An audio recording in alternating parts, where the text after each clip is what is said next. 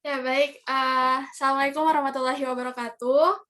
Selamat siang kepada Bapak, Ibu, rekan-rekan semua yang telah bergabung dalam diskusi kita siang hari ini.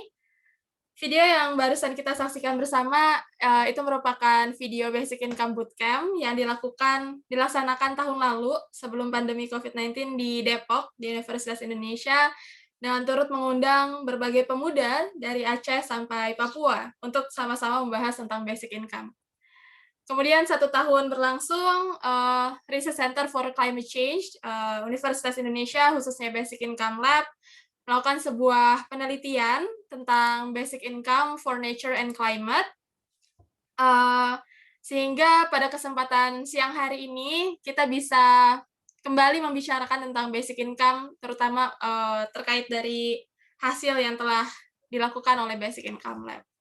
Oke, sebelumnya perkenalkan saya Dita Mutiara Nabela, boleh dipanggil Dita. Di sini saya akan berperan sebagai moderator sekaligus MC gitu ya untuk acara siang hari ini.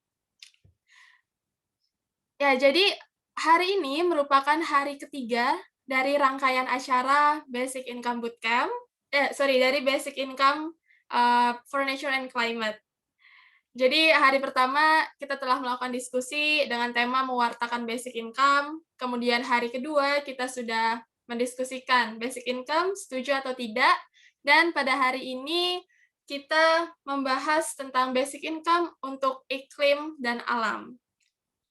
Nah, jadi buat rekan-rekan semua yang belum sempat mendengarkan diskusi 2 hari yang lalu, bisa diakses rekamannya di YouTube channel Basic Income Lab. Oke, kemudian saya izin share screen sedikit. Pada hari ini kita memiliki 4 narasumber gitu ya, untuk mendiskusikan tentang basic income untuk alam dan iklim.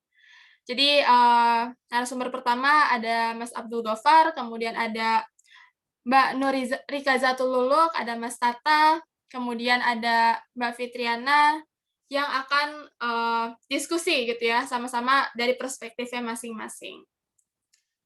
Oke, sebelumnya saya izin memperkenalkan keempat narasumber hebat kita siang hari ini. Saya akan langsung memperkenalkan semuanya, sehingga nanti bisa langsung merespon gitu ya tentang basic income ini. Jadi ada narasumber pertama, yaitu ada Mas Abdul Ghoffar. Mas Abdul Ghoffar berasal dari Kabupaten Kendal, daerah penyangga Kota Semarang. Semenjak usia sekolah, tertarik dengan kegiatan alam bebas. Minatnya pada kegiatan dan diskursus lingkungan membawanya bergabung di Walhi, Jawa Tengah sebagai koordinator advokasi dan kampanye pada 2017 sampai 2019. Pasca dari Jawa Tengah, ia hijrah ke Jakarta untuk nyantri di Walhi Nasional, mengaji dan mengkaji isu perkotaan dan iklim. Kemudian narasumber kedua yang tak kalah hebatnya juga nih ada Mas Tata Mustasya. Tata Mustasya adalah koordinator kampanye iklim dan energi Greenpeace Asia Tenggara, pengajar di Fakultas Ekonomi Universitas Pembangunan Nasional atau UPN, Veteran Jakarta, dan anggota Board Trend Asia. Sebelumnya, Mas Tata juga menjadi koordinator riset Greenpeace Asia Tenggara. Mas Tata memiliki ketertarikan, keahlian, dan pengalaman dalam isu-isu pembangunan berkelanjutan, kebijakan publik, dan ekonomi politik. Analisis dan pandangannya mengenai berbagai isu tersebut dapat dilihat di kolom opini media massa nasional. Mas Tata memperoleh gelar sarjana ekonomi dari Fakultas Ekonomi dan Bisnis Universitas Indonesia dan MA di bidang manajemen pembangunan dari Universitas Turin, Italia. Kemudian narasumber ketiga kita ada seorang perempuan, ada Mbak Fitriana Kurniawati. Mbak Fitriana Kurniawati merupakan mahasiswi Sosiologi FISIP Universitas 11 Maret yang juga berkecimpung di Laboratorium Sosiologi sebagai koordinator di dalamnya. Di samping itu, ia juga menjadi asisten dosen dalam beberapa penelitian dan pengabdian. Saat ini, ia aktif sebagai Menteri Analisis Strategis BEM UNS. Tak hanya organisasi di dalam kampus, ia juga merupakan ketua umum dari kelas Inspirasi Sukoharjo, dan lanjutkan sebagai salah satu pegiat Indo Big Network dan UBI Lab Network. Kemudian narasumber kita terakhir yaitu ada Mbak Nurika Zatululuk atau biasa dipanggil Mbak Luluk ya, yang merupakan perwakilan dari pemuda tanah Papua. Nurika Zatululuk Furu seorang perempuan yang selalu senang menyukai skill-skill baru dan belajar hal-hal baru. Dia masuk ke Fakultas Kedokteran Universitas melalui jalur SBMPTN dan mendapat beasiswa dari pemerintah Kabupaten Kaimana di Papua Barat. Dia berbakat dalam bidang penelitian dan public speaking.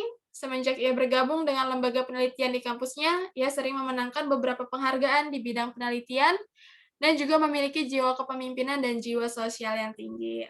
Nah, udah saya bacakan tadi ya sedikit pengenalan tentang narasumber kita pada siang hari ini yang keren-keren banget gitu ya, yang udah berkecimpung di atau berkarya gitu ya di organisasi atau komunitasnya. Nah, kemudian sebelum kita ke narasumber, akan ada sedikit kata pengantar gitu ya untuk memberikan konteks tentang basic income, terutama tentang basic income for nature and climate dari Mas Sony Mombunan.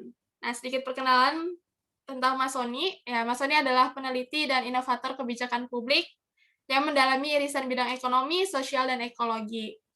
Ia meneliti di Research Center for Climate Change Universitas Indonesia, tempat ia mendirikan Basic Income Lab dan senior ekonomis di World Resources Institute Indonesia, mengkaji ekonomi perubahan iklim dan biodiversitas dan pembangunan rendah karbon. Mas Sony adalah lead author Cetak Biru Satu Data yang mendasari Peraturan Presiden Nomor 39 Tahun 2019 tentang Satu Data Indonesia, dan Carbon Dividend, gagasannya tentang pendapatan dasar dipaparkan di World Basic Income Congress 2019 di India. Anggota Akademi Ilmuwan Muda Indonesia atau ALMI ini memperoleh doktor ekonomi dari Universitas Leipzig, Jerman. Oke, sebelum kita beralih ke kata pengantar dari Mas Sony, saya ingin mengucapkan kepada para peserta, rekan-rekan Bapak Ibu yang telah hadir gitu ya dalam diskusi ini. Nanti akan ada juga sesi tanya jawab dengan peserta diskusi ini melalui tautan Slido, akan dikirimkan melalui chat box. Berikut tautannya bit.ly/Q&A/day3. Jadi nanti kita bisa berdiskusi berdasarkan pertanyaan yang sudah dituliskan di tautan tersebut. Kemudian juga kepada para peserta diharapkan nanti untuk mengisi presensi juga gitu ya. Nanti presensi akan di-share di link chat Zoom untuk mengisi nama juga instansi gitu ya untuk keperluan e-certificate bagi teman-teman yang mengikuti sesi ini. Oke, sekian yang ingin saya sampaikan gitu ya. Jadi mungkin kita bisa langsung saja ke sesi pertama yaitu pemaparan tentang konteks basic income dari Mas Sony. Kepada Mas Sony dipersilahkan.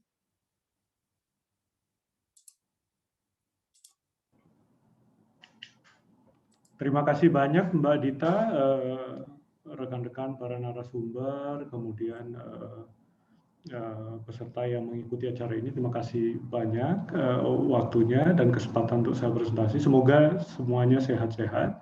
Saya minta waktu untuk share screen. Sebentar. Mudah-mudahan sudah bisa dilihat ya.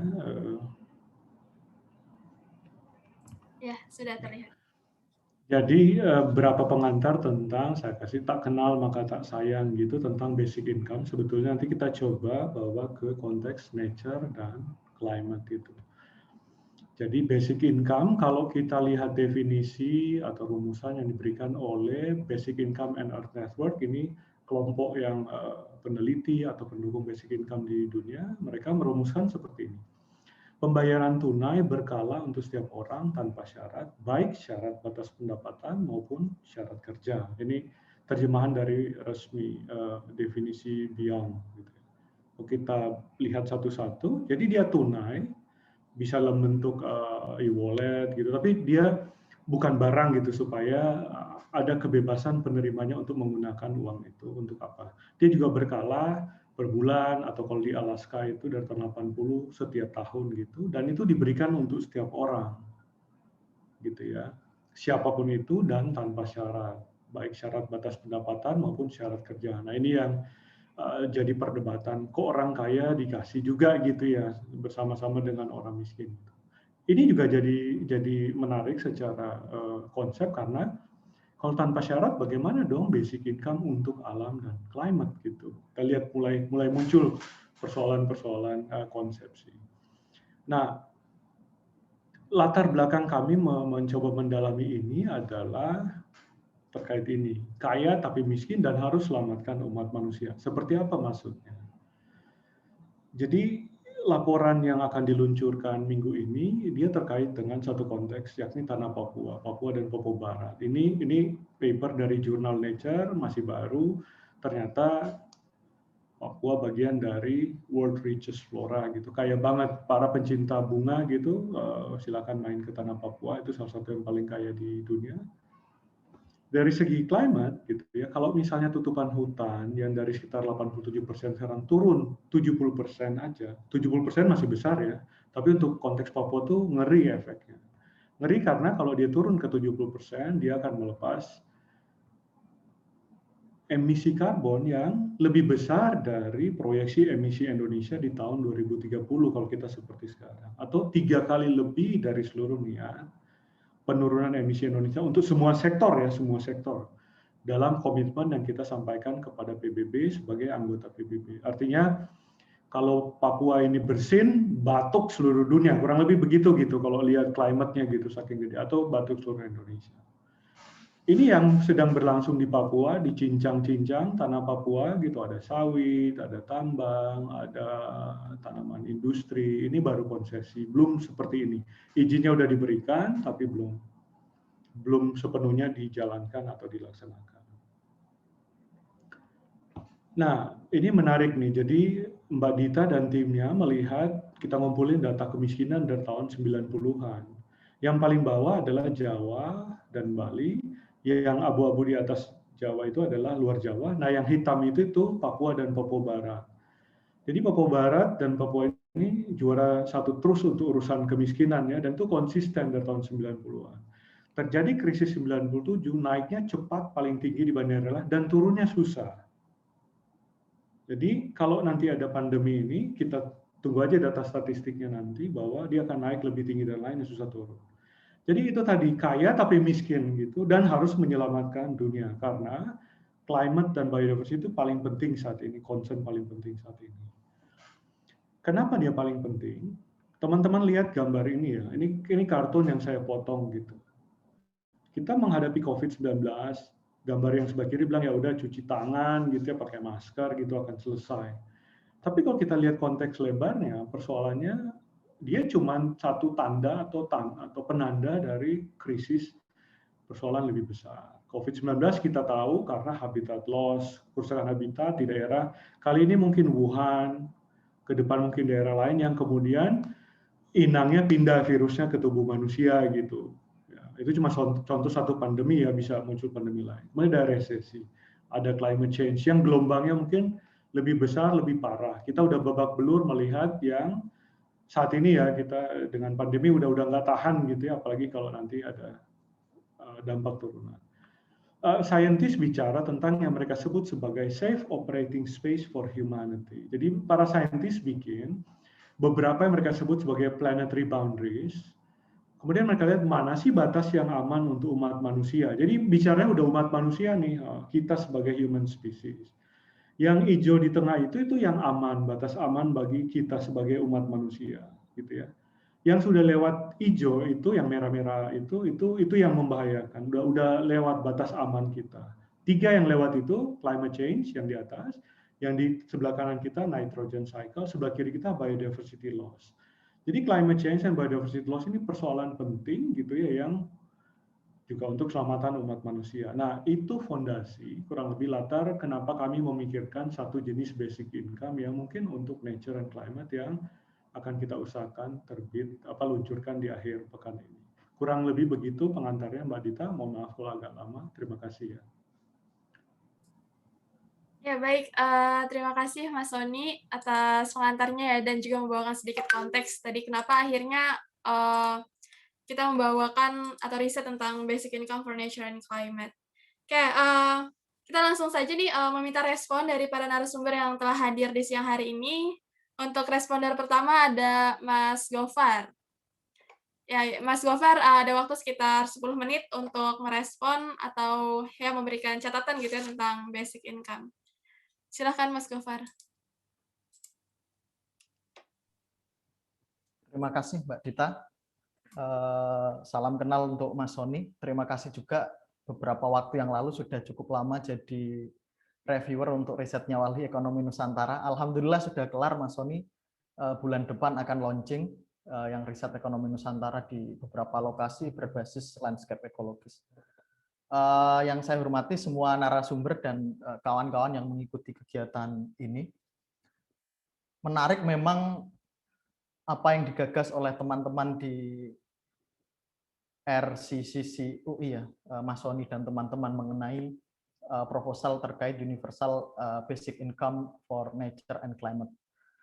Walhi sebetulnya dalam konteks saat pandemi kan kawan-kawan menginisiasi ya, Indobic juga termasuk di dalamnya yang universal basic income atau ada istilah lain Jamesta, jaringan semesta itu untuk semacam UBI yang digagas oleh teman-teman. Nah, secara prinsipil memang Walhi setuju dengan konsep universal basic income, termasuk apa yang digagas UBI untuk nature and climate.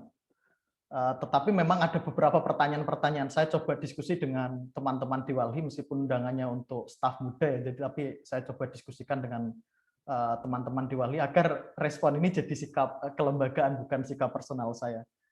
Nah, ada beberapa pertanyaan soal konteks Papua.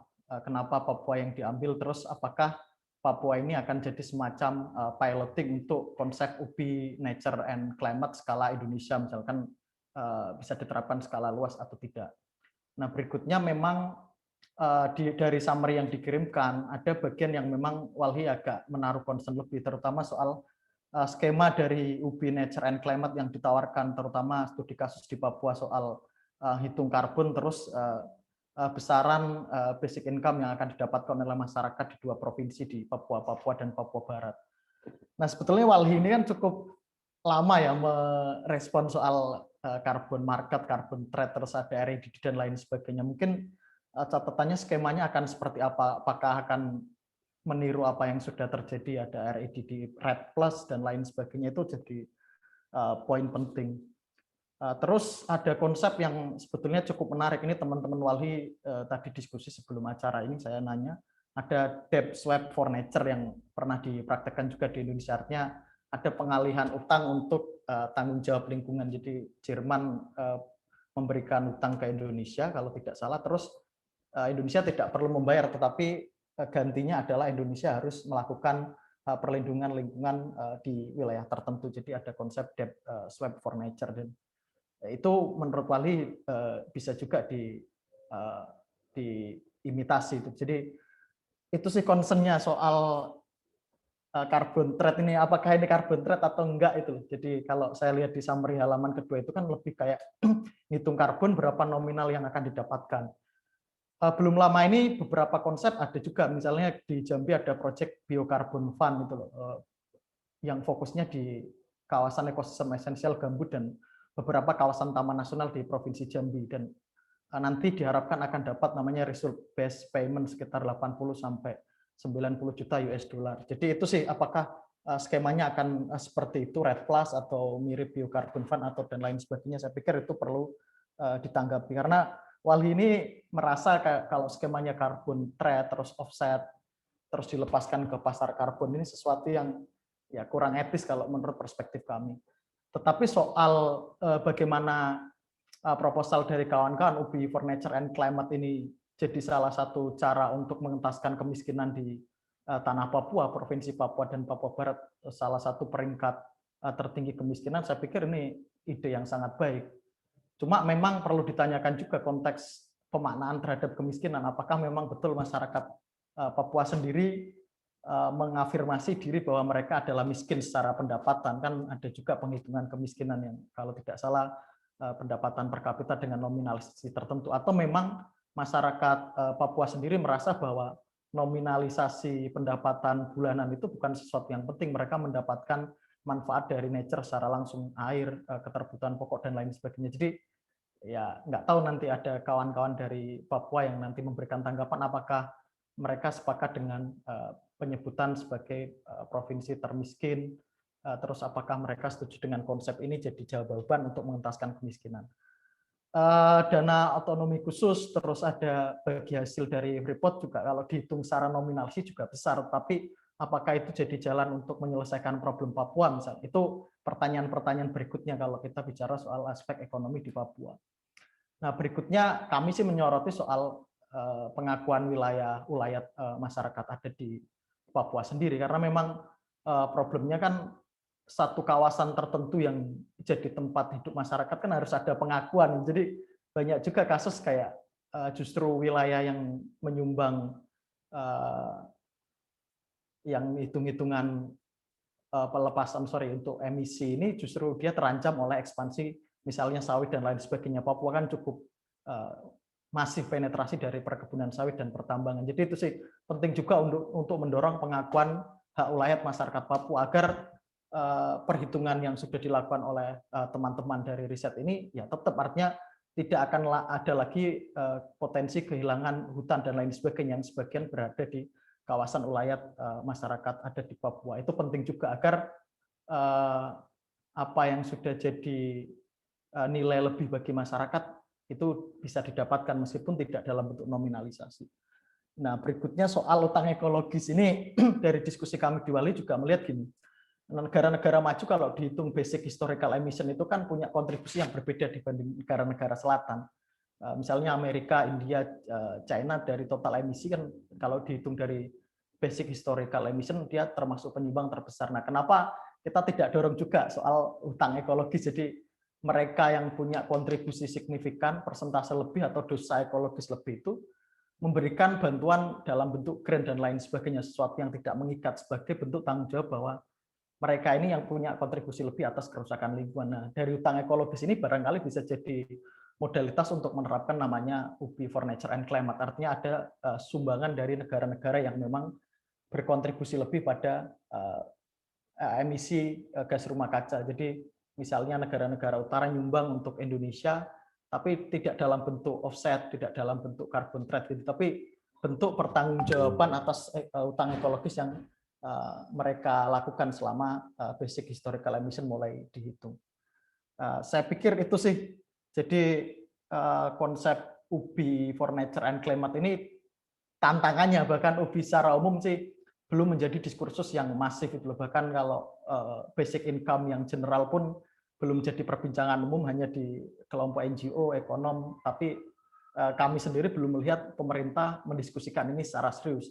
Saat pandemi ada namanya kayak bantuan untuk pekerja formal dengan syarat tertentu, kan itu tidak bisa kita hitung sebagai basic income. Jadi penting juga untuk mainstreaming basic income secara general, baru kemudian kita juga menawarkan proposal namanya basic income for nature and climate. Jadi satu ide yang bagus UBI for nature and climate ini, tapi punya tantangan untuk memasifkan secara diskursus, juga memberikan contoh mungkin penerapan-penerapan di negara-negara yang lain yang sudah menerapkan basic income. Saya pikir itu saja, mungkin nggak lama dan nggak dalam, dan mungkin Kang Tata juga narasumber yang lain akan bisa memberikan tanggapan yang lebih dalam. Saya pikir itu. Terima kasih Mbak Dita. Ya, terima kasih Mas Gofar atas responnya gitu ya, tanggapan. Tadi saya udah cukup banyak mencatat catatan gitu ya dari yang Mas Gofar sampaikan, dan banyak yang menarik gitu ya. Termasuk tadi tentang offset, apakah tadi kurang etis dibilangnya, kemudian juga ada terkait dengan utang ekologis yang bisa jadi salah satu alternatif sumber untuk UBI ini gitu ya, untuk basic income. Tapi nanti dulu kita diskusinya, kita bisa langsung lanjut dulu aja ya ke narasumber kita yang kedua. Di sini ada Mas Tata Mustasya. Silahkan Mas Tata, untuk waktunya sekitar 10 menit. Terima kasih Mbak Dita. Assalamualaikum warahmatullahi wabarakatuh. Selamat siang teman-teman semua. Selamat siang Bung Gopang, narasumber yang lain, juga Mas Sony. Terima kasih tadi untuk paparan dari Mas Sony dan tanggapan dari Bung Gopang. Saya kira ada beberapa hal yang memang menarik ketika kita bicara basic income sendiri terkait dengan konteks saat ini, dan juga tentu tadi kaitannya secara khusus dengan nature and climate. Jadi mungkin saya akan share sedikit lebih ke pemantik diskusi untuk kita semua. Mungkin beberapa pertanyaan juga untuk teman-teman di Basic Income Lab. Saya izin share screen.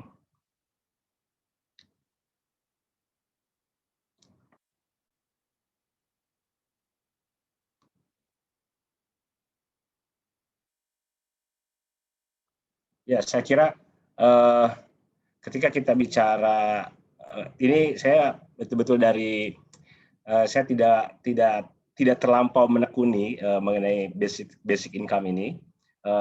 Tentu beberapa kali berdiskusi, hanya saya ingin menjelaskan tentu dari sisi basic income dan konteks saat ini ya, terutama dari sisi ekonomi. Jadi situasi saat ini, saya kira secara global dan juga di Indonesia, kita menghadapi isu kesenjangan yang terus meningkat. Jadi kalau di banyak negara ada kesenjangan yang terus meningkat, misalnya antara pemilik modal dengan kelas pekerja, dan kesenjangan ini kan kalau di ekonomi itu mungkin beberapa teman-teman juga sudah mengetahui, itu ada semacam auto correction ya. Jadi ketika ekonomi terus tumbuh, kesenjangan meningkat, pada titik tertentu kesenjangan itu akan terkoreksi dengan sendirinya. Nah, ini ternyata saat ini tidak terjadi di banyak negara, sebabnya nanti kita bisa diskusi lebih lanjut, tapi ada kesenjangan yang terus meningkat antara, tadi saya sampaikan misalnya antara pemilik modal dengan pekerja, itu pertumbuhan income-nya misalkan di Amerika Serikat itu sangat berbeda. Kalau di pekerja cenderung stagnan selama puluhan tahun, bahkan menurun ya secara real, sementara pemilik modal atau petinggi perusahaan seperti CEO itu meningkat beberapa kali lipat. Yang kedua, saat ini terjadi paradoks di mana ekonomi kita terus maju, tapi kita semakin rentan. Saya kira ini terjadi juga di Indonesia. Jadi mungkin kalau secara anekdotal, secara deskriptif, orang tua, kalau misalnya seperti saya yang berasal dari kampung, orang-orang tua zaman dulu income-nya mungkin lebih kecil, tapi hidup mereka lebih pasti. Kalau sekarang mungkin terutama pekerja di perkotaan misalnya, atau mungkin teman-teman mahasiswa atau yang baru lulus itu merasakan bagaimana rentannya hidup saat ini. Jadi ada paradoks, ekonomi maju tapi ada kerentanan juga. Nah, kemudian dari sini sebetulnya saya kira bahkan di berbagai literatur ekonomi memang dibutuhkan perubahan dalam sistem ekonomi politik saat ini, walaupun ada persoalan, yaitu kita memang terjebak seperti yang juga kalau di buku Stiglitz ini dibahas di kondisi di US, kita mau mengubah kesenjangan ekonomi, tapi kesenjangan ekonomi ini telah menyebabkan kesenjangan politik. Jadi power itu ada di kelompok-kelompok tertentu sehingga akhirnya mereproduksi kesenjangan ekonomi. Jadi ini terus bereproduksi kesenjangan ekonomi, karena di Indonesia saya kira juga saat ini terjadi ya, kesenjangan ekonomi, kekayaan terpusat di beberapa orang, mereka bisa menentukan kebijakan, kemudian dari kebijakan memperkaya diri sendiri, dan seperti itu. Ini persoalan saat ini. Jadi ada kondisi saat ini. Jadi sebetulnya ketika tadi ada kondisi kesenjangan terus meningkat dan kita tidak tahu apakah ini akan menurun, apakah sudah ada koreksi yang tepat, kita menjadi semakin merasa dan memang realnya vulnerable terhadap situasi ekonomi, terhadap perubahan, terhadap economic shock mungkin jadi namakannya. Kita semakin rentan, dan sebetulnya dari sini saya kira kita memang, dan ini sudah dibahas di banyak literatur, di banyak informasi, perubahan sistem ekonomi politik. Tapi kalau saya melihatnya ini mungkin hanya bisa terjadi dalam jangka menengah dan jangka panjang, karena tadi ada reproduksi kesenjangan ekonomi dan kesenjangan politik.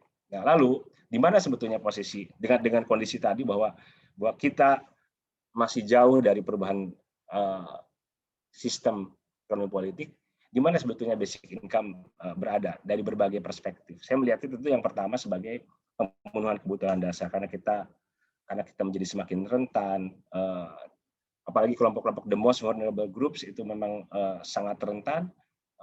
Ini perspektif yang pertama, saya kira melihat basic income ini dari pemenuhan hak dasar. Kemudian yang kedua terkait tadi yang disampaikan bahwa kita mungkin dan akan memerlukan waktu saya kira untuk perubahan sistem ekonomi politik, baik dari sisi diskursus, dari sisi paradigma sampai kebijakan praktis. Ini saya kira basic income ini sebenarnya the second best solution. Jadi mungkin ekonominya masih seperti saat ini, belum ada perubahan yang berarti yang sebenarnya diperlukan. Tapi jika ada basic income dengan nilai yang sesuai, ya, artinya dalam konteks income distribution, dalam konteks pemerataan, ini bisa menjadi solusi jangka pendek. Jadi misalnya di Indonesia ini sangat anekdotal. Jadi misalnya di Indonesia ada setiap warga negara menerima 1 juta rupiah. Jadi itu mungkin dikali 12 juta, dikali 250 juta, 3.000 triliun. PDB kita, GDP kita, pendapatan domestik bruto kita 15.000 triliun, 20%. Ini jadi besar, tapi sebenarnya ketika besar dia sebetulnya dapat menjadi instrumen untuk tidak hanya pemenuhan hak dasar, tapi instrumen pemerataan dan perubahan sistem juga. Dan kemudian saya kira perspektif yang ketiga adalah basic income ini kenapa menjadi penting dalam konteks Indonesia adalah memperkuat warga negara secara politik. Jadi ketika warga negara menerima basic income, itu dia akan mempunyai daya tawar politik, artinya money politics dan sebagainya. Bayangkan satu rumah misalnya ada 4 orang, dia terima 4 juta, saya kira untuk dibandingkan garis kemiskinan Indonesia misalnya, itu sangat jauh di atas. Ini akan mengubah konstelasi juga dalam konteks menyehatkan demokrasi kita. Nah, kemudian yang keempat, saya juga melihat ini bisa basic income ini bisa menjadi instrumen, atau kita lihat dari perspektif di mana basic income ini dapat mendorong pemerataan dan daya tawar ekonomi warga negara. Sehingga kita bicara income misalnya, jadi ketika karena sebetulnya kalau di ekonomi kenyataannya daya tawarnya sangat menentukan, misalnya ketika ekspektasi income seseorang, sehingga tidak akan ada income yang terlalu rendah di pasar tenaga kerja misalnya, ketika basic income ini bisa diimplementasikan. Jadi ada paling tidak, ya tentu ada perspektif yang lain, paling tidak ada beberapa perspektif terkait konteks saat ini yang menyebabkan saya kira basic income ini menjadi sangat relevan dalam konteks Indonesia. Nah, kemudian ini terkait dengan tadi pertanyaan basic income for climate and nature. Saya pikir ada beberapa hal yang perlu diperhatikan, mungkin menjadi semacam pertanyaan dari saya juga, Mbak Dita dan Mas Sony dan teman-teman semua. Jadi saya kira ketika kita bicara basic income for climate and nature, kemudian walaupun itu sudah saya membaca summary dari report teman-teman semua, ini mungkin perlu dicek mengenai unconditionality, ya, di mana ini seharusnya basic income menjadi sesuatu yang conditional. Kemudian yang kedua, saya kira lebih ke masukan, mungkin apakah memungkinkan jika sebetulnya ini dipisah. Jadi tidak basic income for climate and nature secara langsung, tetapi katakanlah dari nature ini provinsi seperti Papua dan Papua Barat bisa memperoleh pendapatan, dan sebenarnya basic income-nya itu unconditional, hanya dijalankan pertama kali di subnational level. Kalau di pengalaman beberapa kebijakan sebelumnya seperti jaminan kesehatan dan pendidikan gratis kan sebetulnya memang awalnya dari daerah, ya, dari subnational yang kemudian direplikasi dan akhirnya menjadi kebijakan nasional. Bahkan kalau kita bicara jaminan kesehatan nasional juga awalnya adalah dari inovasi-inovasi di daerah. Saya kira apakah memungkinkan ini diterapkan dan saya kira sangat memungkinkan di subnational level, dan konsepnya adalah memang sebuah provinsi bisa memperoleh pendapatan dari alam, gitu ya, maksudnya dari pelestarian lingkungan, dari komitmen iklim. Nah, kemudian ini dialokasikan menjadi basic income. Nah, kemudian yang terakhir saya pikir ada beberapa hal yang juga menarik untuk dilihat. Yang pertama, saya kira akan ada perdebatan mengenai basic income for climate and nature ini, tapi saya melihat beberapa aspek di sini bahwa karena untuk beberapa daerah, dan tentu ini juga terjadi di bahkan di negara-negara maju, misalnya penutupan tambang batu bara di beberapa region di Jerman itu menjadi persoalan, mungkin Mas Sony juga sudah banyak dulu, ketika itu menjadi sumber pendapatan utama. Jadi saya pikir basic income for climate and nature ini paling dari sisi elektoral ya, kadang-kadang ketika saya kira elektoral sekarang menjadi sangat penting, ketika basic income diterapkan for climate and nature, ini menjadikan isu lingkungan dan climate itu menjadi isu elektoral. Saya pikir itu hal-hal yang menarik. Kemudian di sini tadi mungkin saya menyoroti apakah ini dari Bung Gopang juga, apakah ini menjadi bagian juga dari carbon trade ya, karena ini saya kira yang penting juga untuk dijawab. Kemudian ada dua hal juga yang kita harus yang penting mungkin untuk kita diskusikan adalah, kan sebetulnya kenapa konsep ini ada, kalau saya baca di summary research-nya adalah, kalau saya melihat kan di ekonomi lingkungan terutama dari pemahaman neoklasik ada willingness to pay ya. Jadi ada perbedaan willingness to pay secara global gitu ya, dari masyarakat internasional, mereka mau membayar untuk karbon ini, dan kemudian di Papua atau di Indonesia belum ada atau masih minim hal itu willingness to pay-nya karena perbedaan income dan sebagainya. Nah, kita memanfaatkan itu untuk tentu dari perspektif ekonomi ya, ini untuk bisa tadi Mas Sony, yang miskin bisa melestarikan lingkungan. Nah, tentu ada pertanyaan yang saya kira juga penting untuk dielaborasi, walaupun mungkin tidak serta-merta menjadi scope dari riset ini, adalah ketika yang menguntungkan tadi disampaikan oleh Bung Gopang, misalnya perusahaan-perusahaan tambang, ketika yang menguntungkan secara ekonomi itu adalah yang merusak lingkungan, bagaimana sebetulnya posisi kita? Karena untuk lingkungan kita menggunakan perspektif ekonomi, tapi ketika perspektif ekonomi itu tidak menguntungkan secara untuk lingkungan, untuk climate, tentu kita harus banyak berdiskusi di sana, untuk saya kira lebih untuk ke konsistensi dari proposal, katakanlah dari riset ini. Dan kemudian yang terakhir saya kira masih terkait dengan basic income for climate and nature ini, terutama ketika tadi mungkin ada kaitannya dengan carbon trading. Saya pikir ada pertanyaan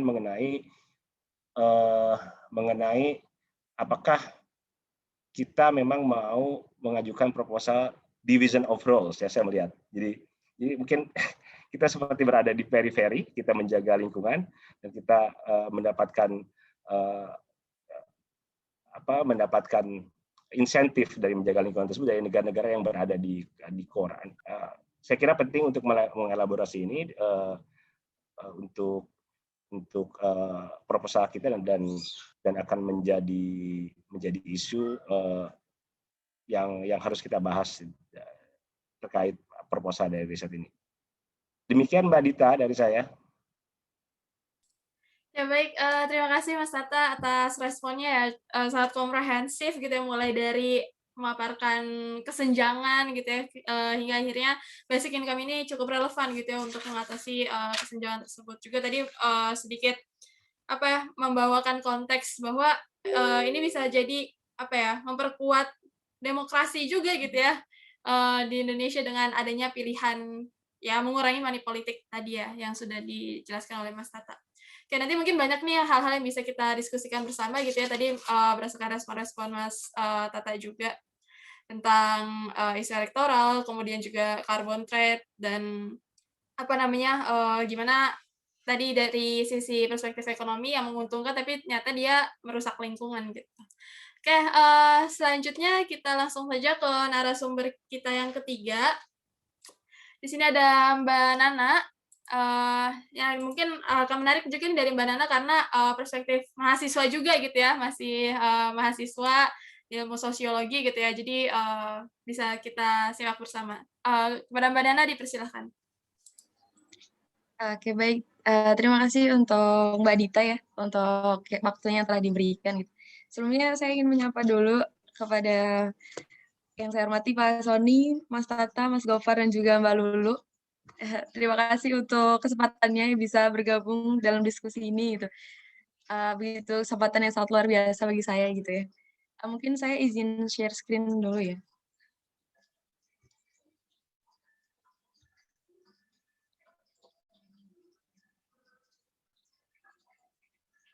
Apakah sudah ter-share ya? Sudah Mbak, tapi belum. Oke, sudah. Baik, sebelumnya Assalamualaikum warahmatullahi wabarakatuh. Selamat siang untuk teman-teman semuanya. Mungkin di sini juga ada dari Bapak, Ibu, dan juga kaum muda ya. Saya sangat berharap juga bahwa kaum muda ini cukup banyak yang juga melek gitu terkait dengan basic income gitu. Karena memang begitu urgensi ya, sangat urgent juga di Indonesia khususnya apabila memang diadakan basic income gitu. Saya Nana dari Indobig Network, kebetulan juga mengenal terkait dengan basic income. Di sini saya juga ingin sedikit mungkin mengenalkan dulu terkait dengan Indobig Network gitu, yang berdiri 27 Oktober 2017, juga merupakan member of Basic Income Earth Network yang disahkan dalam Kongres BN di Finlandia tahun 2018. Kemudian juga member of UBI Lab Network di cabang UBI Lab Network pertama di luar Inggris ya sejak 2019. Dan juga merupakan anggota Koalisi Jaminan Pendapatan Dasar Semesta sejak Januari 2021. Yang tadi juga mungkin udah disinggung ya oleh Mas Gopar gitu. Di selanjutnya saya ingin sedikit menanggapi mungkin ya terkait dengan riset yang telah dilakukan oleh Mbak Dita dan juga teman-teman, juga Pak Sony gitu. Sungguh satu hal yang menurut saya sangat langkah awal gitu terkait dengan basic income gitu, karena seperti yang saya pelajari juga di dalam basic income dalam Indobig Network, bahwa basic income sendiri itu ada 4 jenis gitu. Jadi tidak hanya satu macam saja, tapi melainkan juga ada 4 macam gitu, yang mana di dalam basic income for nature and climate di sini masuk dalam macam ketiga gitu, atau jenis ketiga, yakni partial basic income seperti itu. Nah, bedanya adalah kasus di sini, yakni untuk alam dan iklim khususnya masyarakat Papua ya. Ini bisa dikatakan juga sama ya Pak Sony ya dengan di Alaska gitu, di bisnis kasino ya. Jadi di sana itu ada satu basic income yang sudah dimulai sangat lama ya, mungkin tahun 80-an hingga sekarang, yang mana untuk saat ini setiap masyarakat itu menerima kurang lebih 4.000 US dollar gitu ya, yang dibayarkan dalam jangka 1 tahun itu 2 kali gitu. Jadi 2.000 dan juga 2.000 US dollar seperti itu. Nah, ini juga terdapat syarat-syarat tertentu juga untuk khususnya yang telah berumur 18 tahun dan juga masyarakat Indian gitu.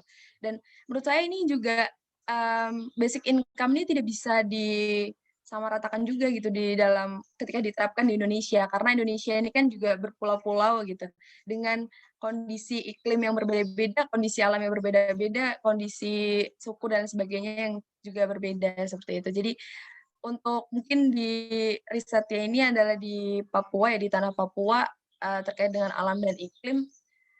Menurut saya satu hal yang cukup konkret gitu ketika di tanah Papua nih, untuk basic income-nya sendiri apa sih yang bisa diterapkan gitu dari 4 macam ya. Mungkin ada yang pertama itu full basic income yang dijelaskan oleh Pak Sony bahwa tanpa syarat, kemudian di seluruh masyarakat gitu sama rata, tidak ada kelas sosial ya, terutama kalau dari segi sosiologi. Bagusnya basic income itu adalah menghapuskan kelas sosial itu sendiri gitu, karena tidak ada si kaya dan si miskin, dua-duanya akan mendapatkan hak yang sama gitu. Terus kemudian ada supplemental basic income dan kemudian partial basic income yang juga untuk riset ini itu sangat cocok seperti itu. Jadi jaminan pendapatan dasar untuk alam dan iklim, terkhusus masyarakat tanah Papua, dengan pengelolaan lahan yang baik ya, potensi atas maupun bawah alam gitu, yang juga nanti akan terhitunglah karbon dividen gitu, seperti yang summary yang diberikan kemarin seperti itu. Itu mungkin tanggapan saya terkait dengan risetnya seperti itu ya. Mungkin nanti lebih pada bagaimana bisa mengimplementasikan atau juga memberikan suatu pemahaman kepada masyarakat terkait dengan basic income itu sendiri. Kemudian selanjutnya, why do basic income so important gitu. Jadi sebenarnya kenapa sih harus ada basic income gitu? Kalau dari Indobig Network sendiri setelah mengadakan riset-riset juga terkait dengan basic income, itu terdapat 3 poin. Yang pertama, yakni ketimpangan ekonomi. Seperti yang sudah dijelaskan oleh narasumber sebelumnya juga gitu, bahwa Indonesia ini dalam hal ketimpangan ya, tidak meratanya pembangunan ini sangatlah tinggi seperti itu. Dan terkhusus juga di tanah Papua gitu ya. Nah, di dalam Bank Dunia itu mencatat bahwa terdapat beberapa faktor yang juga menyebabkan ketimpangan itu terjadi di Indonesia gitu. Yang pertama ada kesenjangan peluang, yakni sejak lahir adanya gap antara si kaya dan si miskin, yang kaya tambah kaya, selamanya juga kaya, ada juga yang miskin yang itu juga selalu miskin gitu, akan miskin terus gitu. Ya, itu adalah salah satu hal yang menyebabkan atau faktor besar gitu. Kemudian yang kedua adalah konsentrasi kekayaan di segelintir orang. Jadi kekayaan di Indonesia ini hanya dimiliki oleh beberapa orang dan orang-orang yang lainnya hanya akan menjadi buruh seperti itu. Kemudian selanjutnya ada ketimpangan pasar kerja dan selanjutnya adalah rapuhnya masyarakat miskin menghadapi goncangan ekonomi gitu. Nah, di sini begitu tingginya ketimpangan ekonomi di Indonesia juga merupakan satu penyebab gitu ya. Basic income ini sangatlah penting gitu untuk pemerataan pembangunan di Indonesia seperti itu. Kemudian berkaitan juga selanjutnya ini yakni dengan kesejahteraan sosial. Tujuan yang akan dicapai adalah kesejahteraan sosial gitu, di mana masyarakat ini memiliki suatu kenyamanan, suatu ketentraman, dan juga bisa memenuhi kebutuhan-kebutuhan dasarnya gitu dalam kehidupan sosialnya seperti itu. Dan itu juga dipengaruhi juga oleh basic income itu sendiri. Kemudian yang poin ketiga adalah efisien dan meminimalisir konflik sosial. Kenapa bisa basic income ini efisien meminimalisir konflik sosial? Jadi yang pertama, karena basic income ini sendiri itu tanpa syarat. Jadi tidak memiliki syarat. Kemudian menghapuskan kelas sosial yang juga akan secara langsung ya otomatis tuh meminimalisir konflik sosial yang ada seperti itu. Dan kita lihat yang ada di Indonesia sekarang itu adalah seperti halnya BLT ya, bantuan langsung tunai gitu. Nah, di sini bedanya kenapa basic income itu dikatakan lebih efisien daripada bantuan-bantuan yang sekarang, karena bantuan sekarang ini masih sangat terlihat banget gitu bahwa adanya gap antara si kaya dan si miskin. Kemudian dalam mendapatkan bantuannya pun terdapat banyak sekali prasyarat-prasyarat yang harus dipenuhi gitu oleh masyarakat seperti itu. Harus mengantri dari pagi sampai siang, bahkan untuk mendapatkan bantuan pun mereka harus ada yang pingsan, bahkan juga ada yang sampai meninggal seperti itu. Jadi kalau untuk basic income sendiri tanpa syarat dan bantuannya adalah tunai, kemudian merata gitu, kaya dan miskin seperti itu. Nah, kenapa juga bantuan ini merata kaya dan miskin? Karena apabila kita berpendapat bahwa udah kaya, kenapa masih mendapatkan bantuan seperti itu? Teman-teman mungkin bisa bergeser ke sudut pandang yang lain bahwa ketika orang itu kaya, belum tentu besok dia kaya. Bisa jadi sahamnya turun hari ini, atau juga bisa jadi rumahnya kebakaran, atau dia mengenai satu musibah apapun itu yang kita tidak tahu, dan besoknya dia akan berpindah gitu. Yang tadinya kaya raya, kemudian menjadi yang membutuhkan basic income itu sendiri, seperti itu. Jadi itulah salah satu hal ya yang mengapa basic income ini tidak memandang yang namanya kelas sosial, seperti itu. Kemudian selanjutnya, mungkin ini yang juga dampak. Waktunya 2 menit lagi ya, Mbak ya? Oh ya, siap. Dampak terhadap lingkungan gitu.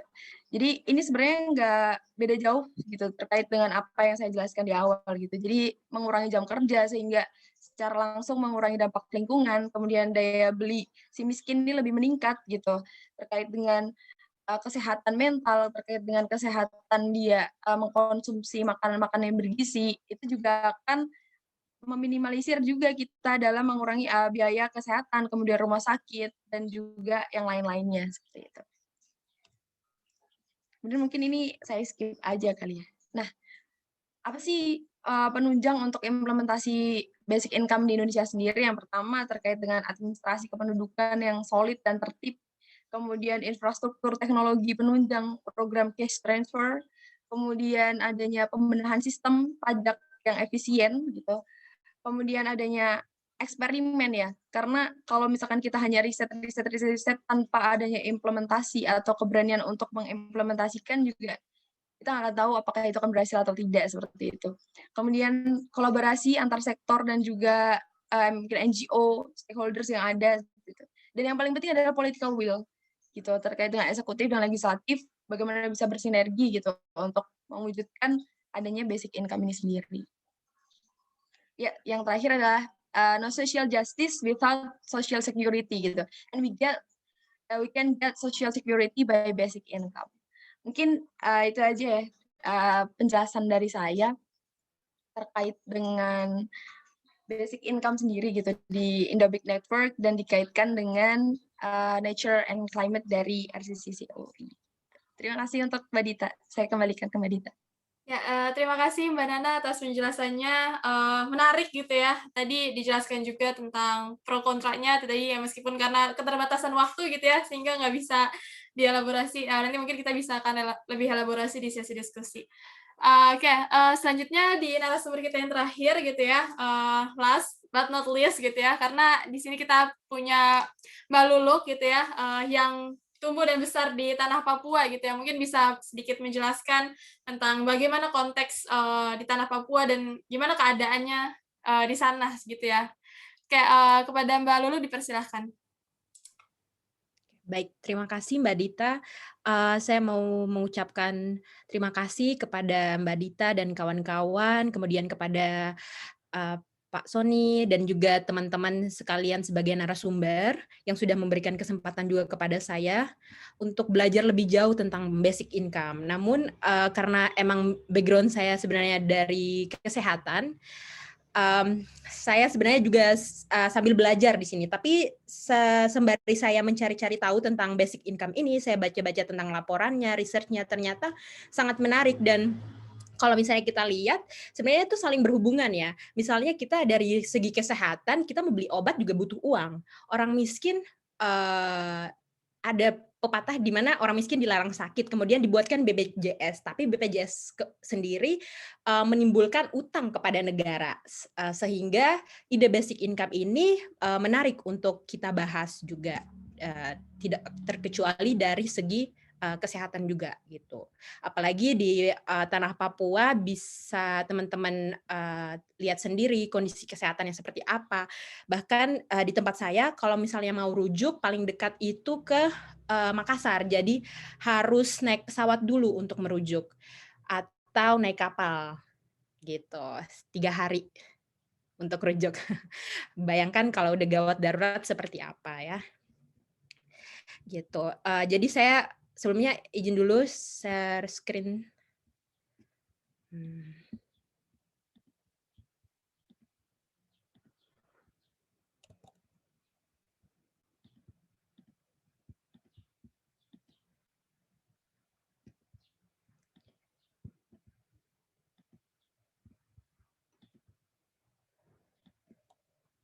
Oke.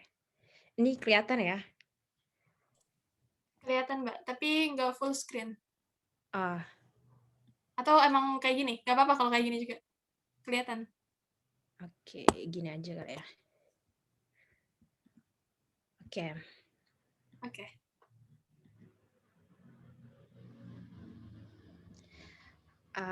Ini pengertian dari basic income sendiri yang sudah dijelaskan oleh Mbak Fitria, kemudian Mas Sony.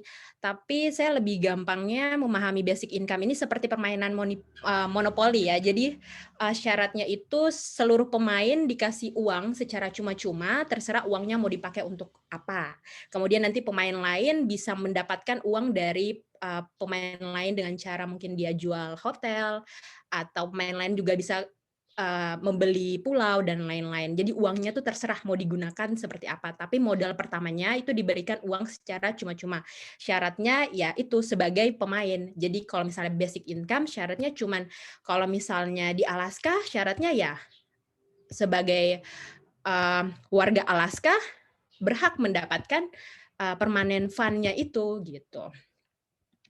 Kemudian diberikan secara periodik ya.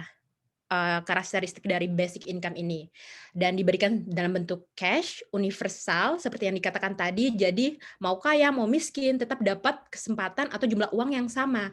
Jadi yang kaya bisa makin kaya, yang miskin bisa ikutan kaya. Harapannya seperti itu. Kemudian tanpa syarat. Jadi nggak harus kerja dulu atau misalnya jadi yatim dulu baru dapat bantuan, atau bahkan beberapa orang kalau di dunia kesehatan nunggu berharap mereka sakit dulu biar dapat uang dari dana askesnya mereka gitu ya. Nah, kemudian hubungan dari basic income for nature and climate ini sebenarnya yang saya tahu masih belum begitu jelas, tapi yang perlu kita tahu kan, kita untuk membuat basic income, kita bagi duit secara cuma-cuma di seluruh penduduk di Indonesia yang dikatakan penduduk terbanyak nomor 3 di dunia ini, kita butuh dana yang besar. Nah, butuh dana yang besar tidak mungkin kita dapat dari hasil ekonomi mikro. Kita butuh ekonomi makro, di mana itu salah satunya tuh pabrik-pabrik besar seperti di Alaska atau mungkin di Saudi atau negara-negara Arab. Mereka membagikan uang secara cuma-cuma dari hasil pertambangan mereka, seperti itu. Nah, tapi dari hasil-hasil ekonomi makro tersebut ternyata menghasilkan emisi. Jadi lama-kelamaan emisi ini dikhawatirkan akan merusak lingkungan sekitar. Bisa kita bayangkan, kita punya uang, tapi gara-gara emisi yang dihasilkan, akhirnya salah satunya penyebabnya yaitu ozon semakin menipis, kita kekurangan oksigen. Jadi kita dapat uang banyak, tapi kita kesulitan bernafas gitu. Uangnya buat apa? Jadi kayak percuma gitu. Jadi kita harus tetap sehat, tapi tetap dapat uang. Jadi makanya kita penting untuk membahas tentang basic income for nature and climate ini. Kayak gitu. Kemudian ini merupakan peta dari Provinsi Papua. Pulau Papua. Jadi Pulau Papua itu dibagi menjadi 2, ada Provinsi Papua Barat dan Provinsi Papua.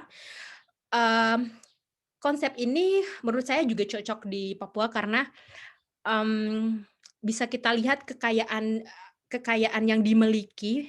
Dalam hal ini sumber daya alamnya itu begitu banyak. Kita bicara tentang satu item aja, itu misalnya ada beberapa penelitian kalau di kota saya di Kaimana di Papua Barat ini mengatakan bahwa kita menjual pisang aja kita sudah bisa hidup, bisa menjadi kaya raya gitu. Itu cuma bicara pisang. Kita punya kekayaan laut, banyak banget, darat, kemudian ada potensi-potensi pertambangan dan lain-lain seperti yang dijelaskan oleh Mas Sony seperti itu. Makanya Papua ini sebenarnya jadi perebutan, tidak hanya negara kita. Maksudnya kita melihat potensi ini tidak hanya dari negara Indonesia sendiri yang melihat potensi kekayaan Papua. Negara-negara luar pun dari dulu sampai sekarang juga mulai melirik kekayaan Papua seperti itu. Tapi faktanya adalah kebanyakan dari masyarakat Papua ini masih belum sadar tentang kekayaan yang mereka miliki. Seperti contoh, ini berdasarkan pandangan saya sebagai pemuda yang sehari-hari berdampingan dengan masyarakat, saya menilai bahwa masyarakat itu masih menganggap sukses itu hanya ketika orang-orang berhasil menduduki PNS gitu. Padahal kita bisa mengolah sumber daya alam kita, maksudnya bisa jadi pengusaha di bidang kelautan atau lain-lain, tapi karena sumber daya manusianya yang memang kita masih perlu untuk digali, maka kekayaan alam ini sering kali dilupakan, bahkan dijual murah seperti itu. Nah, ini yang sangat mengkhawatirkan terutama bagi saya juga sebagai pemuda, karena saya khawatir nanti anak cucu saya di kemudian hari sudah kehilangan kekayaan alam ini seperti itu. Nah, kemudian yang terakhir ini saya punya catatan. Yang pertama, yang mau saya tanyakan sebagai seorang pemuda dari Papua, ini saya tuh masih ragu apakah masyarakat saya sendiri ini siap untuk mendapatkan uang secara cuma-cuma. Kenapa saya ragu? Karena pemuda, mulai dari pemuda sampai orang dewasa itu masih memiliki kebiasaan meminum miras. Dari Papua Barat, Papua itu sama ya. Kemudian kalau mereka dapat uang, mereka kebanyakan itu menggunakan untuk membeli miras. Oke, sementara ada beberapa pendapat yang oke, baik, mungkin sekarang mereka akan beli miras atau beli rokok, tapi lama-kelamaan mereka akan bosan dan mereka akan mikir bahwa uang yang didapat secara cuma-cuma ini sebaiknya digunakan untuk membuat usaha-usaha mikro seperti itu. Kalau di sosiologi mungkin ada pandangan-pandangan seperti itu. Namun kita harus memperhatikan juga kalau dari segi kesehatan, balik lagi, miras dan rokok ini memiliki efek ketergantungan. Jadi, kenapa saya ragu? Karena kalau mereka terus diberikan uang, karena sifat ketergantungan dari miras ini, saya khawatir mereka terus-terusan membeli miras. Nah, kalau misalnya mereka terus-terusan memberi miras, gimana mau sejahtera? Gimana kebutuhan dasarnya mau tercukupi? Kemudian efek dari miras tersebut bisa mereka sering orang-orang yang ketergantungan dan overdose dari miras itu bisa sampai merusak sarana-sarana umum dan lain-lain kayak gitu. Kemudian poin yang kedua, bagaimana dengan daerah-daerah di Papua lain yang mereka tuh sebenarnya punya uang tapi tidak punya sarana. Jadi kalau teman-teman tahu di beberapa daerah di pegunungan Papua, kalau di Papua itu ada dibagi dua juga ya, maksudnya masyarakat yang tinggal di daerah pegunungan dan masyarakat yang tinggal di pesisir pantai. Nah, relatif biasanya itu yang di pesisir pantai itu mudah untuk mendapatkan sarana karena lebih mudah. Kalau misalnya masyarakat pegunungan, informasi dan sarana agak sulit karena transportasi mereka cuma dari pesawat. Bayangkan mereka membeli beras seharga 10 kilo, itu harganya 2 juta. Katakanlah garam, satu bungkus garam itu 50.000 dapat 2. Jadi itu uang terkecil mereka tuh 50.000. Jadi kalau misalnya dari teman-teman basic income yang melakukan penelitian ini, katakanlah mau kasih ke teman-teman di Papua yang daerah pegunungan sebanyak 1.700.000 misalnya per kepala. Nah, mereka beli beras aja belum cukup. Gitu.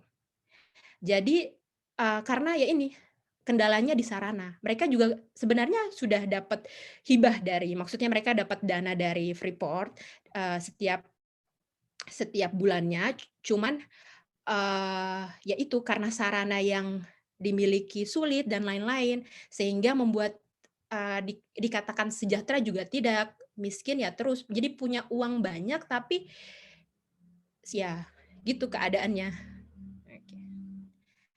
Nah, kemudian masyarakat, maaf, potong sedikit, waktunya 2 menit lagi ya, Mbak. Oke, masyarakat Papua kan sangat beragam. Satu kota itu bisa banyak banget suku. Jadi pola pikirnya juga berbeda-beda. Jadi untuk memasukkan sebuah ide yang baru, basic income ini baru untuk Indonesia.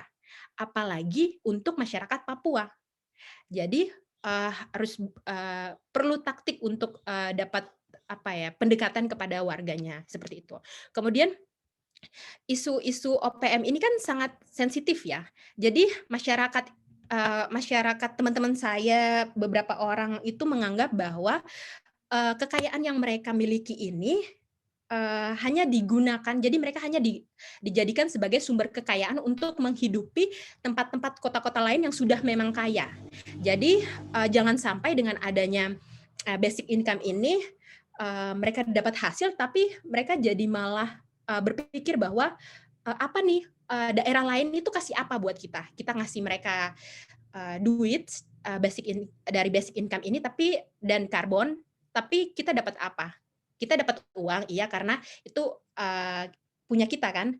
Tapi masyarakat di daerah-daerah lain juga mendapatkan uang juga dari basic income, tapi kita dapat apa dari mereka seperti itu. Kemudian Jadi poin yang berikutnya yaitu ekonomi mikro yang muncul dengan adanya basic income malah membuat sampah makin banyak. Kenapa saya berpendapat seperti ini? Karena saya juga baca beberapa ahli itu mengatakan bahwa diharapkan dengan dikasih uang, maka masyarakat itu yang tadinya bekerja di kantoran dan lain-lain diharapkan untuk berpikir secara kreatif gimana caranya uang yang didapatkan ini bisa dijadikan modal untuk memunculkan ekonomi-ekonomi mikro. Tapi ekonomi-ekonomi mikro ini sebagian besar juga menghasilkan sampah.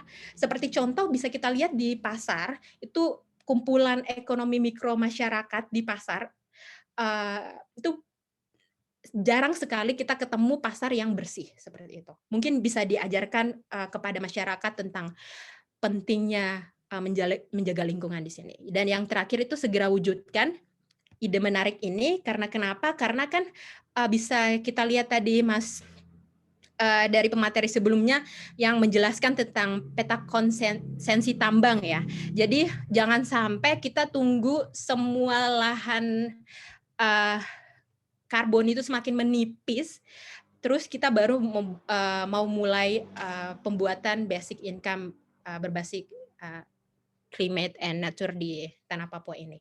Jadi selagi masih banyak sumber daya karbonnya, sebelum Papua menjadi lahan sawit terbesar kedua di Indonesia, sebelum ozon menipis, buatlah semua masyarakat cepat sadar pentingnya basic income ini. Terima kasih. Ya baik, terima kasih Mbak Lulu atas pemaparannya gitu ya, sangat jelas gitu ya. Tadi ada beberapa hal yang juga baru saya ketahui gitu ya tentang masyarakat di tanah Papua itu seperti apa tadi menyebut sering beli miras mungkin atau rokok gitu ya, dari uang-uang yang mereka dapatkan gitu ya. Oke, baik karena semua narasumber juga sudah memberikan tanggapan dan respon. Mungkin kita kasih waktu kepada Mas Sony gitu ya untuk sedikit mungkin ada hal-hal yang perlu direspon atau mungkin diklarifikasi kepada para narasumber. Bisa sekarang gitu ya. Silakan Mas Sony. Ya, terima kasih Mbak Dita. Saya berterima kasih pada Mas Gofur, Mas Tata, Mbak Nana, dan tentu saja Mbak Lulu. Kaya sekali, banyak gitu ya berbagai hal dan aspek. Saya tidak akan respon semua gitu, hanya yang saya rasa perlu mungkin klarifikasi. Tapi masukan atau penyampaian disampaikan tadi itu berguna juga untuk kami, termasuk saya gitu, untuk coba lebih baik memahami basic income, khususnya yang kita coba kaitkan dengan nature dan climate. Saya mulai dari Mas Gofur ya yang jadi yang saya bisa memahami posisi epistemik gitu ya Walhi terhadap REDD+. Jadi sebetulnya yang di sumber pendanaan gitu, tentu dia tentang karbon, tentang ecosystem services tentu saja, tetapi dari segi pendanaan kita tidak spesifik dalam konsepsi REDD+ itu sebetulnya. Jadi tidak bahkan kalau yang diusulkan itu agak berbeda dengan kebanyakan yang ada dalam wacana sekarang, misalnya dengan menyebut dia forest carbon dividend, maka dia diberikan menyeluruh gitu ya. Jadi tidak hanya yang misalnya dicontohkan di Jambi hanya beberapa keluarga atau desa, enggak. Di titik itu saja sudah berbeda begitu dan usulan tadi. Jadi sekali lagi kami bisa memahami teman-teman Walhi, tapi kalau agak lebih konseptual gitu ya, di sini yang coba diusulkan bagaimana sebetulnya dalam wujud basic income for nature climate itu kita mendemokratiskan sebetulnya kepemilikan atau produksi sosial sebetulnya, atau kalau mau bahasanya Mas Tata yang ekonom gitu rent creation ya selama ini nggak ke mereka yang terlibat sebetulnya, dengan basic income itu dibalikan ke mereka. Jadi dikasih ke semua orang, di bypass gitu loh. Dan ini juga ditransfer langsung gitu dengan mekanisme yang cepat sehingga pemburu rente yang nggak perlu sebetulnya itu juga bisa dihilangkan sebetulnya. Jadi ide itu berbeda dalam sejumlah hal dan cukup fundamental dengan diskusi REDD+. Tapi bisa kami pahami yang soal tadi gitu, soal perdagangan karbon, pricing karbon gitu. Untuk sumber-sumber pendanaan bisa dari mana saja, tadi termasuk debt to nature swap itu salah satu kemungkinan. Tapi yang di sini memang yang sengaja disisipkan gitu secara ide adalah bagaimana diskusi tentang perdagangan karbon atau valuasi karbon gitu ya, itu juga melihat yang tadi siapa sih sebetulnya yang terlibat dalam proses menciptakan itu sebetulnya gitu. Jadi ini spesifik nggak terlalu tentang perdagangannya itu sendiri, kita mengasumsikan akan ada dana itu dalam pengertian gini kan, orang bicara $5, $10 per ton untuk result-based payment, untuk apapun ya, tetapi boleh nggak kalau kita ada percakapan itu kita tarik ke sini diskusinya gitu. Jadi bukan tentang pricing atau apa, enggak, sebetulnya enggak terlalu di situ gitu. Kita mengasumsikan ada sumbernya gitu ya, dan sumbernya sebaiknya yang lebih permanen gitu. Tadi saya sebutkan itu tadi yang ini ya, yang Mbak Nana bilang tentang permanent fund, contohnya di Alaska gitu. Iya, nah ini yang menarik dan kami tidak sepenuhnya tahu jawabannya tentang afirmasi kemiskinan. Jadi yang dipahami miskin orang Papua itu seperti apa, yaitu sebetulnya Mas Gofur kami tidak tahu. Kami berdiskusi dengan beberapa antropolog tentang itu. Yang kami pahami dari para antropolog adalah terbelah posisi mereka. Ada yang bilang tadi, oh kemiskinan seperti itu gitu ya, seperti yang kita lazim pahami. Ada yang seperti Mas Gofur bilang gitu ya, tetapi memang kelihatannya ada shifting saat ini, di mana interaksi berbasis uang atau uang sebagai penanda dari makmur tidaknya itu mulai menjadi agak dominan gitu. Tetapi yang interaksinya tanpa relasi uang atau commodity base itu juga masih ada gitu. Nah, jadi memang pertanyaan empirik yang tadi kami nggak sepenuhnya bisa tahu di Tanah Papua seperti apa yang dominan, tapi biar adil dan Mas Gofur juga bisa tenang tidurnya, kita anggap ada aja deh semua itu gitu ya. Kita anggap Mas Gofur cuma ini aja yang ada, nggak ada. Kami ada aja, nanti kita coba lihat seperti apa. Nah, tetapi di sini menariknya basic income, kalau kita mengasumsikan bahwa ada macam-macam kondisi tadi, maka ya udah kita serahkan aja, karena mereka yang paling tahu sebetulnya dengan uang itu loh. Yang terjadi sekarang dengan conditional cash transfer, justru yang ideal bagi masyarakat Papua adalah ideal bagi World Bank gitu ya, punya yang ideal masyarakat Papua, atau dia kontrak orang Indonesia, tolong dong biar agak sesuai konteks itu orang Indonesia dari Makassar, dia bilang oh orang Papua yang ideal itu ada yang mirip Makassar gitu. Jadi kontekstualisasi itu dilakukan, tapi dengan cara begitu. Kenapa nggak kemudian udah orang Papua lah yang paling paham gitu. Orang yang miskin, yang kurang mampu, mereka yang paling paham. Kita yang mungkin nggak merasa kemiskinan atau nggak paham kemiskinan, kok kita impose gini loh, yang jadi miskin yang baik itu kayak gini. Menurut saya itu rada secara nggak terlepas. Jadi kita serahkan aja kepada mereka yang paling paham gitu. Tapi benar yang tadi ada problem-problem yang sepenuhnya belum kami pahami, Mas Gofur. Jadi kita coba pahami bersama-sama. Untuk dana transfer yang diperbesar, yang Papua, saya kira betul juga itu jadi catatan tuh dana transfer, terutama otsus ya. Tapi ini memang agak berbeda basic income di sini karena dananya memang langsung kepada orang per orang yang menerima. Jadi besar tidaknya dana otsus itu mungkin nyangkut di mana, itu kami nggak tahu, Mas Gofar, mungkin teman-teman Walhi lebih tahu uangnya nyangkut di mana ya. Mungkin di Papua dia nyangkutnya atau di mana gitu, tapi apakah itu ke orang per orang tanah Papua? Nah itu yang coba mungkin basic income langsung bypass aja gitu, langsung ke orang per orang gitu. Jadi nggak lewat yang tadi. Tadi juga Mbak Lulu bilang tentang ada skema tapi ngambilnya jauh banget gitu, biaya ngambil uangnya gitu malah lebih mahal dari dana yang diterima gitu. Itu juga terjadi gitu, karena nggak semua tempat di Papua ada ATM gitu ya. Itu yang coba basic income sebetulnya bypass dari segi itu. Historical emission saya kira penting, benar adanya, tapi memang yang coba dimunculkan di slide awal yang saya tampilkan tadi memang tidak dalam kerangka ini loh kalian punya tanggung jawab gitu ya, yang harus responsibility yang harus kalian lakukan gitu, tapi lebih ke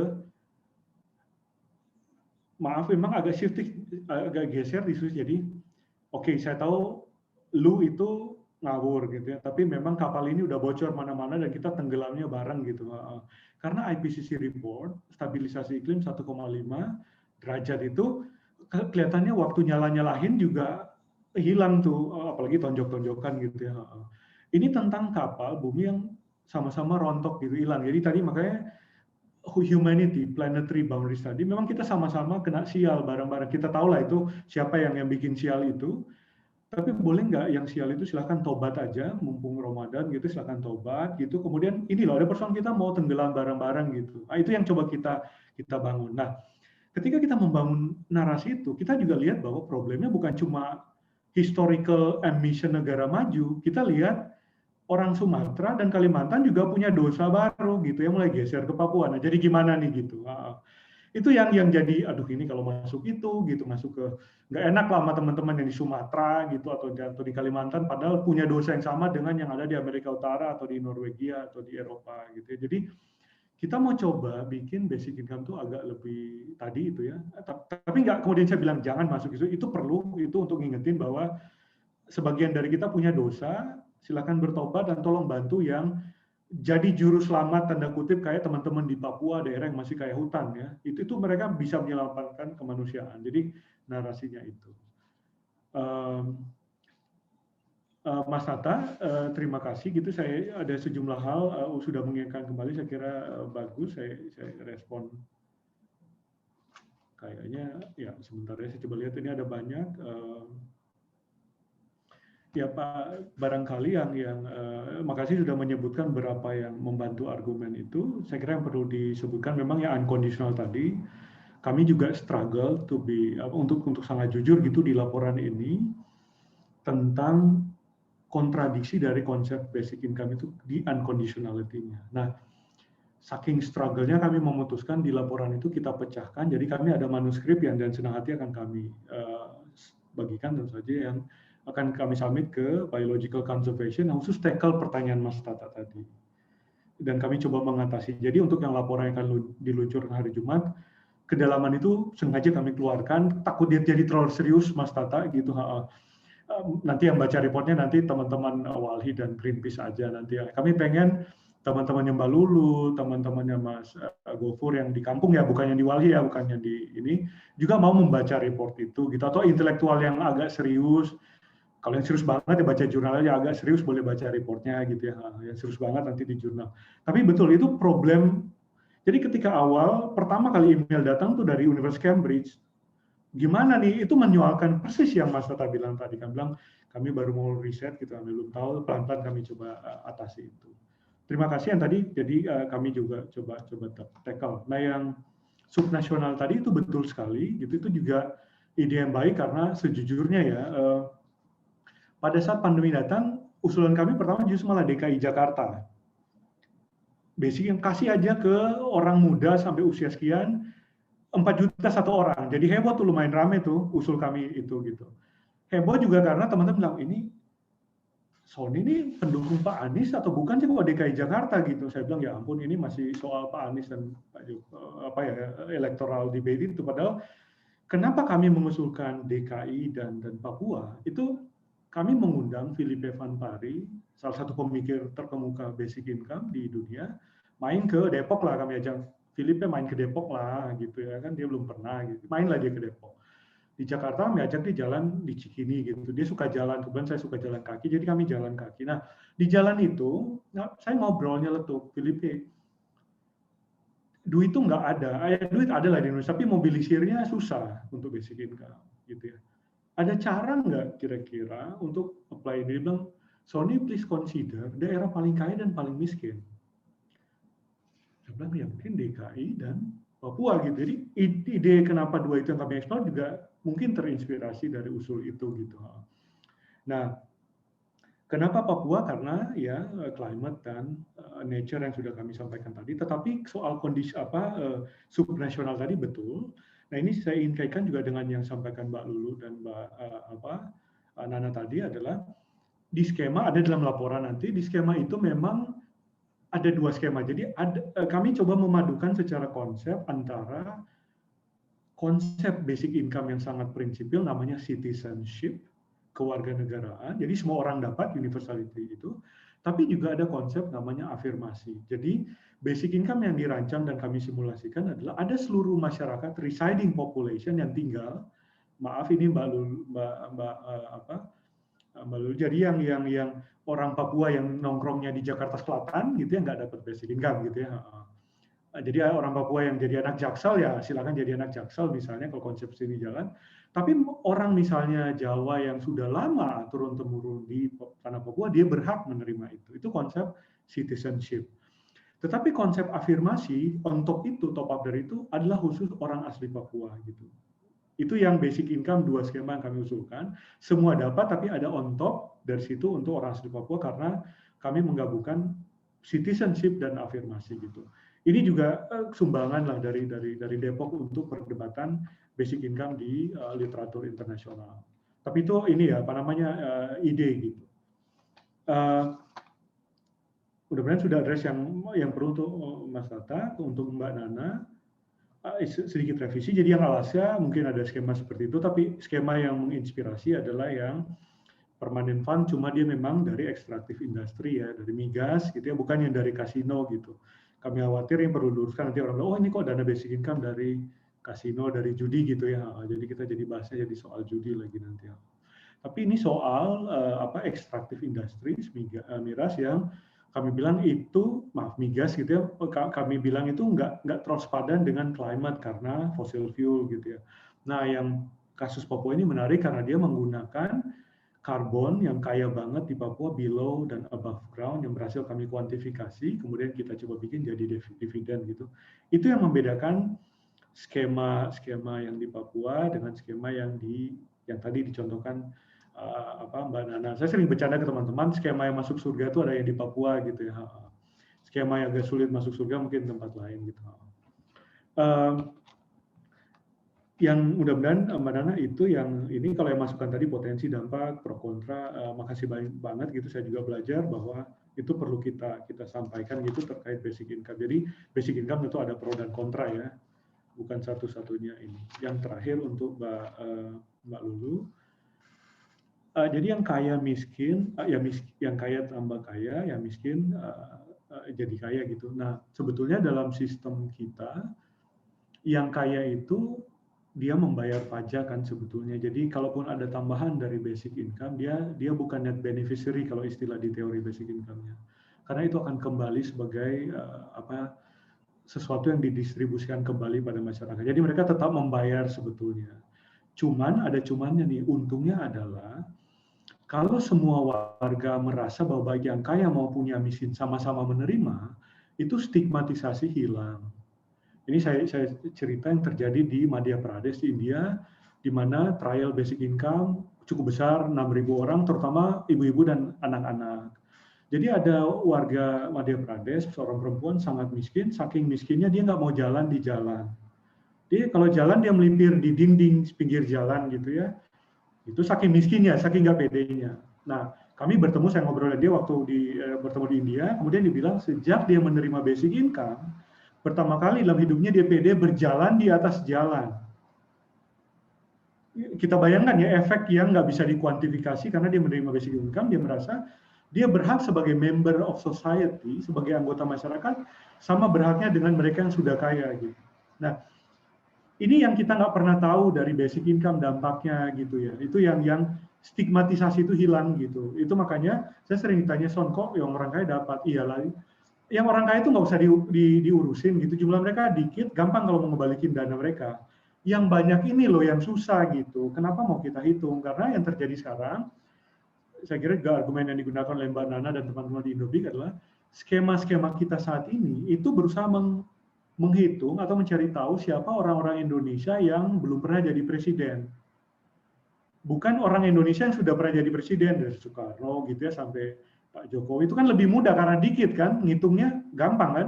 Tapi kita ngeluarin dana untuk database gitu ya, cari tahu siapa orang Indonesia yang tidak pernah jadi presiden gitu. By name, by place, apa istilahnya, by apalah gitu ya. Satu kali survei itu 1,2 triliun. Survei orang miskin Indonesia.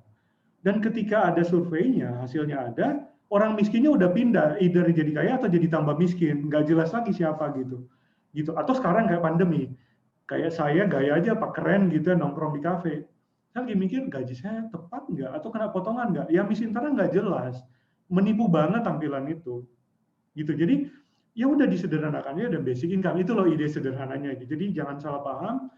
ini bukan kita ini dan orang kaya gitu, tapi pembedaan kaya miskin juga itu sebentuk persoalan sosial gitu. Kok masih dibeda-bedakan kaya dan miskin gitu? Anggap aja mereka siapapun itu punya kontribusi bagi society. Tapi itu udah konsepsi filosofis dari basic income. Nah, Mbak Lulu yang tadi tambahan saja bahwa yang kaya nggak juga tambah kaya sih sebenarnya basic income karena nanti dipajak aja, jadi nggak usah khawatir gitu. Tapi Mbak Lulu bilang soal tadi yang juga ini jadi susah untuk dibahas, termasuk yang diangkat oleh Mas Tata tadi soal, loh, kalau tambah basic income, emisinya bisa jadi naik dong gitu. Nah, terima kasih menyebutnya, ini salah satu pertanyaan paling sulit gitu saat ini, hari ini. Dan sains ternyata belum menjawab itu. Jadi kalau Mbak Lulu punya teman mau nulis disertasi doktoral, usulin aja nih. Ini pertama di dunia untuk menjawab itu. Gitu. Ya, makasih ya. Makasih Mbak Dita ya. Mudah-mudahan saya merespon. Ya, baik.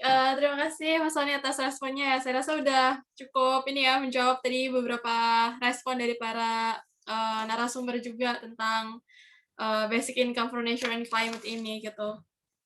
Nah, mungkin saya ingin mengingatkan lagi kepada para peserta gitu ya, rekan-rekan semua bisa menuliskan pertanyaannya gitu ya di link Slido yang sudah di-share di kolom chat Zoom gitu ya. Oke, sebelum kita berangkat ke tadi sesi tanya jawab kepada para narasumber dari peserta gitu ya, saya mau tanya dulu nih beberapa pertanyaan ke narasumber gitu ya. Mungkin untuk Mbak Lulu dulu, tadi menarik yang Mbak Lulu bilang, atau gini, tadi merespon juga dari pernyataan Mas Gofar dan juga Mas Sony gitu. Sebenarnya bagaimana sih kondisi kemiskinan di di tanah Papua itu sendiri gitu? Mungkin Mbak Lulu tinggal di sana, besar di sana, ataukah memang mereka miskin dan merasa miskin gitu ya? Atau memang sebenarnya kaya gitu, cuma mereka miskin. Gimana sih ya? Mungkin Mbak Lulu punya perspektif tentang kemiskinan di tanah Papua itu sendiri. Silakan Mbak Lulu. Baik, gimana ya? Kalau misalnya kita bicara tentang ekonomi, berarti berbicara tentang uang. Kalau misalnya uang, tidak saya tutup-tutupin pendapat per kapita kita masyarakat Papua paling rendah. Nah, tapi kalau misalnya kita bicara tentang sumber daya alam, kita paling kaya, gitu.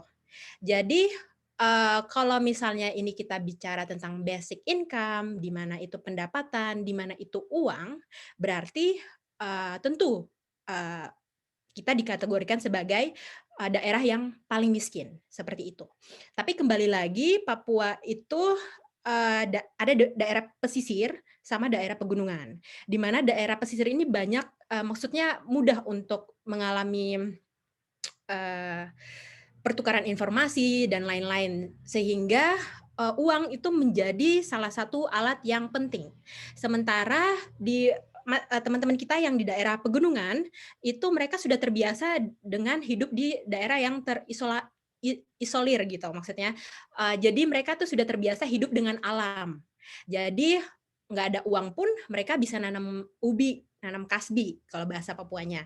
Nggak ada uang pun mereka bisa berternak babi. Nah, itu mereka sudah hidup.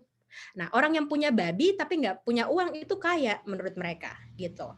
Jadi Papua itu sangat luas, bahasanya paling banyak di Indonesia, bahkan di dunia juga. Kemudian satu daerah itu bisa 6 sampai 10 suku di mana itu pemikirannya beda-beda, tradisinya beda-beda, ada yang butuh uang, ada yang nggak butuh uang. Jadi cukup kompleks ya. Jadi saya nggak bisa nyimpulin sendiri, tapi maksudnya ya kita lihat dulu dari sudut pandangnya uang atau sumber daya alam. Jadi kita bisa menjadi kaya, daerah paling kaya kalau kita bicara tentang sumber daya alam, kita juga bisa menjadi daerah paling miskin kalau kita bicara tentang uang gitu. Kalau menurut saya. Oke, makasih Mbak Lulu tadi atas pemaparannya, jawabannya dan responnya. Oke, selanjutnya tadi saya mau tanya ke Mas Gofar nih. Oke, tadi kan udah direspon ya sama Mas Sony tentang sebenarnya sumber pendananya itu bisa apa ya dari berbagai macam hal gitu ya. Tapi yang lebih permanen tadi disebut sama Mas Sony itu tadi dengan sistem sekarang gitu yang sedang diajukan. Nah, mungkin ada respon lagi dari Mas Gofar terkait hal tersebut. Oke, terima kasih Mbak Dita. Terima kasih Mas Sony atas tanggapannya lebih komprehensif. Karena sebetulnya yang kami terima ini narasumber atau lebih tepat disebut penanggap itu kan summary 2 halaman. Barangkali secara detail misalnya teknis sumber pendanaan memang kita belum lihat, kecuali di halaman 2 summary memang ada skema perhitungan besaran atau valuasi dari karbon yang dihitung. Itu terima kasih untuk melengkapi. Nah, memang REDD+ sendiri sebetulnya kan tidak tunggal ya Mas Sony. Dulu memang ketika 2006-2008 mungkin kalau tidak salah tahunnya diperkenalkan konsepnya seperti itu. Tetapi sikap Walhi sebetulnya berkaca skema seperti apa dalam REDD+-nya. Itu tadi nyambung soal REDD+. Jadi tidak semua REDD+ Walhi menolak, tapi skemanya dalam bentuk apa itu. Barangkali REDD+ ketika awal diperkenalkan di Indonesia Walhi memang menolak, tapi kalau REDD+ sekarang dengan skema yang lebih etis, lebih manusiawi dalam tanda kutip, saya pikir Walhi akan setuju dengan skema REDD+ yang baru itu. Nah, terus memang concern kita tadi soal dari mana sumber pembiayaan ini berlaku untuk basic income baik yang secara general maupun basic income for nature and climate. Misalnya basic income itu didapatkan dari APBD atau APBN misalnya. Tapi APBN kita nggak cukup misalnya kalau perhitungan Mas Tata tadi nggak tahu 20% itu dari total apa PDB atau apanya. Jadi kalau keterbutuhannya untuk basic income jadi perlu peningkatan pendapatan negara. Nanti sektornya dari mana? Nanti ekstraksi misalnya dari pajak-pajak pertambangan itu kan jadi soal. Jadi kami tidak bicara soal implementasi tapi lebih kepada dari mana sumber pembiayaan basic income baik secara general maupun basic income for nature and climate. Kalau skemanya tadi tidak offset barangkali dan lebih etis, saya pikir ya tentu kami sangat setuju dengan skema itu. Itu aja concern-nya lebih ke sumber dari basic income itu sendiri. Terus terakhir ya, ini tanggapannya saya afirmasi apa yang disampaikan Kang Tata itu tadi. Kalau studi kasus di Papua ini memvaluasi dari kekayaan alam Papua baik yang tadi di atas permukaan maupun di bawah permukaan terus divaluasi, tapi ke depan 5 tahun mendatang barangkali valuasi itu tidak lagi akurat, berkurang drastis. Jadi PR-nya ini barangkali rekomendasi dari kami penting untuk memasukkan aspek perlindungan kawasan ekosistem esensial atau kawasan wilayah adat yang memang dalam studi ini masuk dalam kontribusi di perhitungan sumbangsi karbon tadi. Jadi penting juga untuk memasukkan aspek perlindungan. Karena bisa jadi hari ini nominalisasinya sekian triliun, tapi ke depan 5 tahun lagi ekspansi sawit, tambang, dan lain sebagainya semakin masif, valuasi itu menurun. Nanti nominal per penduduk itu juga akan menurun karena dibagikan dari jumlah penduduk 2 provinsi di tanah Papua. Saya pikir itu sih penting untuk afirmasi perlindungan, mempertegas pengakuan wilayah adat, kan harus pengakuannya secara formal juga. Kita ini sulit karena apa-apa harus disahkan dalam bentuk keputusan. Perhutanan sosial juga butuh begitu, penetapan wilayah adat juga butuh penetapan oleh pemerintah. Jadi itu sih yang paling sulit. Kita dalam beberapa hal tertentu untuk perlindungan butuh penetapan, termasuk kawasan ekosistem esensial seperti KARS itu butuh penetapan. Itu aja tanggapan dari kami. Terima kasih. Ya, makasih Mas Gofar atas tanggapannya dan notis tentang pengakuan hak wilayah masyarakat gitu ya, supaya tadi jumlah nominal itu tetap sesuai gitu ya dengan perhitungan atau valuasi yang dilakukan. Oke, di sini ada komentar juga nih di kolom chat dari Mas Ardi, mantap Mas Gopeng katanya gitu. Oke, selanjutnya ke Mas Tata, mungkin Mas Tata ada tanggapan lagi dari Mas Sony yang disampaikan, tapi kalau misalnya dari saya sendiri, sebenarnya saya agak tertarik tentang sisi elektoralnya juga. Tadi Mas Tata bilang bahwa ini adalah hal yang menarik gitu. Mungkin bisa sedikit elaborasi lagi gitu Mas, singkat saja, silakan. Ya, sebenarnya kan ini sudah menjadi pembahasan lama ya, jadi bagaimana demokrasi kita sejauh ini kesulitan meningkatkan kualitas demokrasi kita, saya pikir, karena demokrasi ini kan kunci dari perubahan kebijakan ya. Ketika kita di Greenpeace bicara isu lingkungan, kuncinya adalah di demokrasi, pengambil kebijakan adalah output demokrasi, dan ini sebetulnya masih menjadi tantangan buat kita, terutama sejak reformasi politik di tahun 98, di mana ya begini-begini aja. Dan salah satu persoalan yang penting kenapa kita tetap memilih, misalkan saya menilai Bung Gopang atau Mas Sony sebagai dua-duanya politisi, kemudian menurut yang dilihat oleh para ahli dan sebagainya, Mas Sony dan Bung Gopang ini politisi yang buruk gitu, tapi ternyata kita terpilih. kan kemudian persoalannya di pemilih, dan kalau kita lihat misalnya merefer ke papernya Pak Budiono ketika menjadi profesor, kan ada relasi antara kualitas demokrasi dan income ya, dan saya pikir to some extent saya kira itu Pak.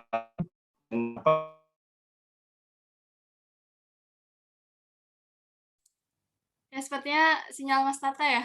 Kayaknya putus ya. Iya, putus ya. Oke, nanti mungkin bisa disambung kembali ya Mas Tata kalau misalnya sudah kembali stabil. Oke, mungkin kita langsung lanjut dulu nih ke terakhir ya. Mas Tata nggak bisa bilang Mas Gofur buruk, itu langsung putus koneksinya.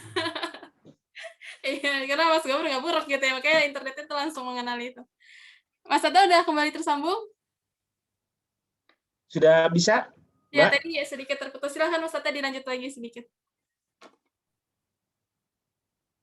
Ya, dan Ya, sepertinya hilang kembali. Mas Tata, kalau misalnya memang karena sinyal, boleh dimatikan dulu saja mungkin videonya supaya lebih stabil. Oke, belum ada respon ya. Oke, baik, lanjut dulu nih ke Mbak Nana. Nah, aku penasaran nih sama Mbak Nana, karena Mbak Nana ini dari perspektif mahasiswa gitu ya. Sebenarnya kalau menurut Mbak Nana nih, aktif di Indobik juga gitu. Gimana sih pandangan teman-teman mahasiswa tentang isu basic income ini? Apakah ini udah jadi perbincangan di kalangan mahasiswa? Mungkin Mbak Nana juga aktif di BEM gitu ya. Atau sebenarnya ini masih orang-orang banyak yang belum tahu gitu. Silakan Mbak Nana. Oke, terima kasih banyak untuk Mbak Dita ya, pertanyaannya gitu. Jadi sebenarnya kalau untuk di kalangan mahasiswa sendiri, basic income nih masih terlalu awam ya kalau untuk saya melihatnya gitu. Pun juga di Indobik Network. Karena di Indobik sendiri juga kami sedang mengusahakan gitu, karena untuk di kalangan kami akademisi, kemudian ada NGO dan stakeholders, itu kami sudah punya grup-grup sendiri untuk berdiskusi seperti itu. Untuk mahasiswa ini sedang kami usahakan gitu di berbagai universitas, setidaknya ada satu yang mewakili untuk bisa masuk ke dalam satu grup discussion kita untuk membahas basic income sendiri gitu. Jadi kalau di kalangan mahasiswa sendiri sih masih tergolong sangat awam ya terkait dengan basic income seperti itu. Cuman untuk basic income sendiri menurut kami juga di Indobik Network itu sangat perlu untuk dibahas, dikaji lebih dalam lagi gitu. Karena kita ketahui juga gitu kalau di Indobik itu lebih pada sosial ya. Jadi lebih pada aspek sosialnya itu seperti apa gitu, efek basic income pada kesejahteraan sosial itu sendiri gitu. Karena dari basic income ini juga kalau kita lihat case di Alaska gitu, di sana tuh juga mungkin ini sedikit menjawab kecemasan dari Mbak Lulu tadi juga, karena di Papua mungkin kondisinya banyak yang miras dan lain sebagainya seperti itu. Kalau di Alaska sendiri yang saya ketahui juga basic income ini banyak berdampak atau berefek positif gitu pada kebiasaan merokok, kemudian tingkat obesitas, dan ada kecemasan gitu. Itu juga salah satu alasan kenapa saya tadi juga mengatakan bahwa basic income ini sendiri tuh bisa meminimalisir adanya mental health yang sekarang tuh juga sangat tinggi gitu di kalangan khususnya pemuda gitu ya. Karena kita juga merasa cemas gitu setelah kuliah, kita mau kerja apa, kita juga belum juga memiliki jaminan yang pasti gitu. Setelah kuliah ini seperti apa gitu. Terus juga banyak sekali pandangan bahwa beban orang tua dan sebagainya seperti itu. Jadi hal-hal seperti inilah yang perlu juga gitu. Kenapa basic income ini juga Ini memang basic income ini adalah hal yang penting gitu ya Mbak Nana. Jadi semoga teman-teman Mbak Nana, kemudian teman-teman di BEM juga bisa menjadi pembicaraan gitu ya, obrolan yang mainstream gitu ya untuk dibicarakan. Oke, Mas Tata sudah kembali tersambung kembali. Ya, Mbak Dita. Ya. Apakah ada tambahan sebelum kita masuk ke sesi tanya jawab dari peserta?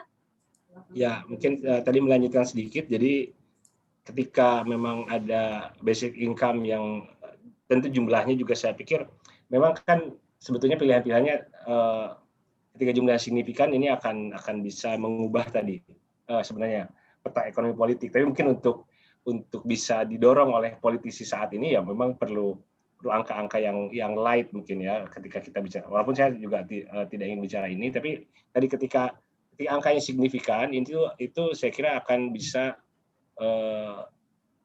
mengubah peta ya, mengubah kalau tadi Mas Sony bicara confidence, saya kira confidence dalam sebagai pemilih juga akan muncul ketika jadi mungkin money politics dan sebagainya tidak akan semanjur saat ini dan voters punya pilihan-pilihan dengan adanya basic income ini. Mungkin begitu, Mbak Dita. Ya, baik, terima kasih Mas Tata atas responnya, tanggapannya juga. Oke, sekarang kita masuk ke sesi tanya jawab. Di sini udah ada beberapa pertanyaan. Semoga bisa terlihat ya pertanyaannya. Pertama dari anonim, bagaimana kondisi akhir yang diinginkan dengan adanya basic income? Apakah pada kondisi atau situasi akhir tersebut BI tetap dibutuhkan? Apakah BI masih bisa disediakan? Nah, ini cukup menarik ya pertanyaannya. Mungkin bisa direspon terlebih dahulu oleh Mas Sony kalau misalnya ada tanggapan.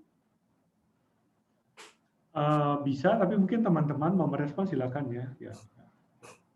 Oke. Mungkin Mas Tata ada tanggapan terkait ini?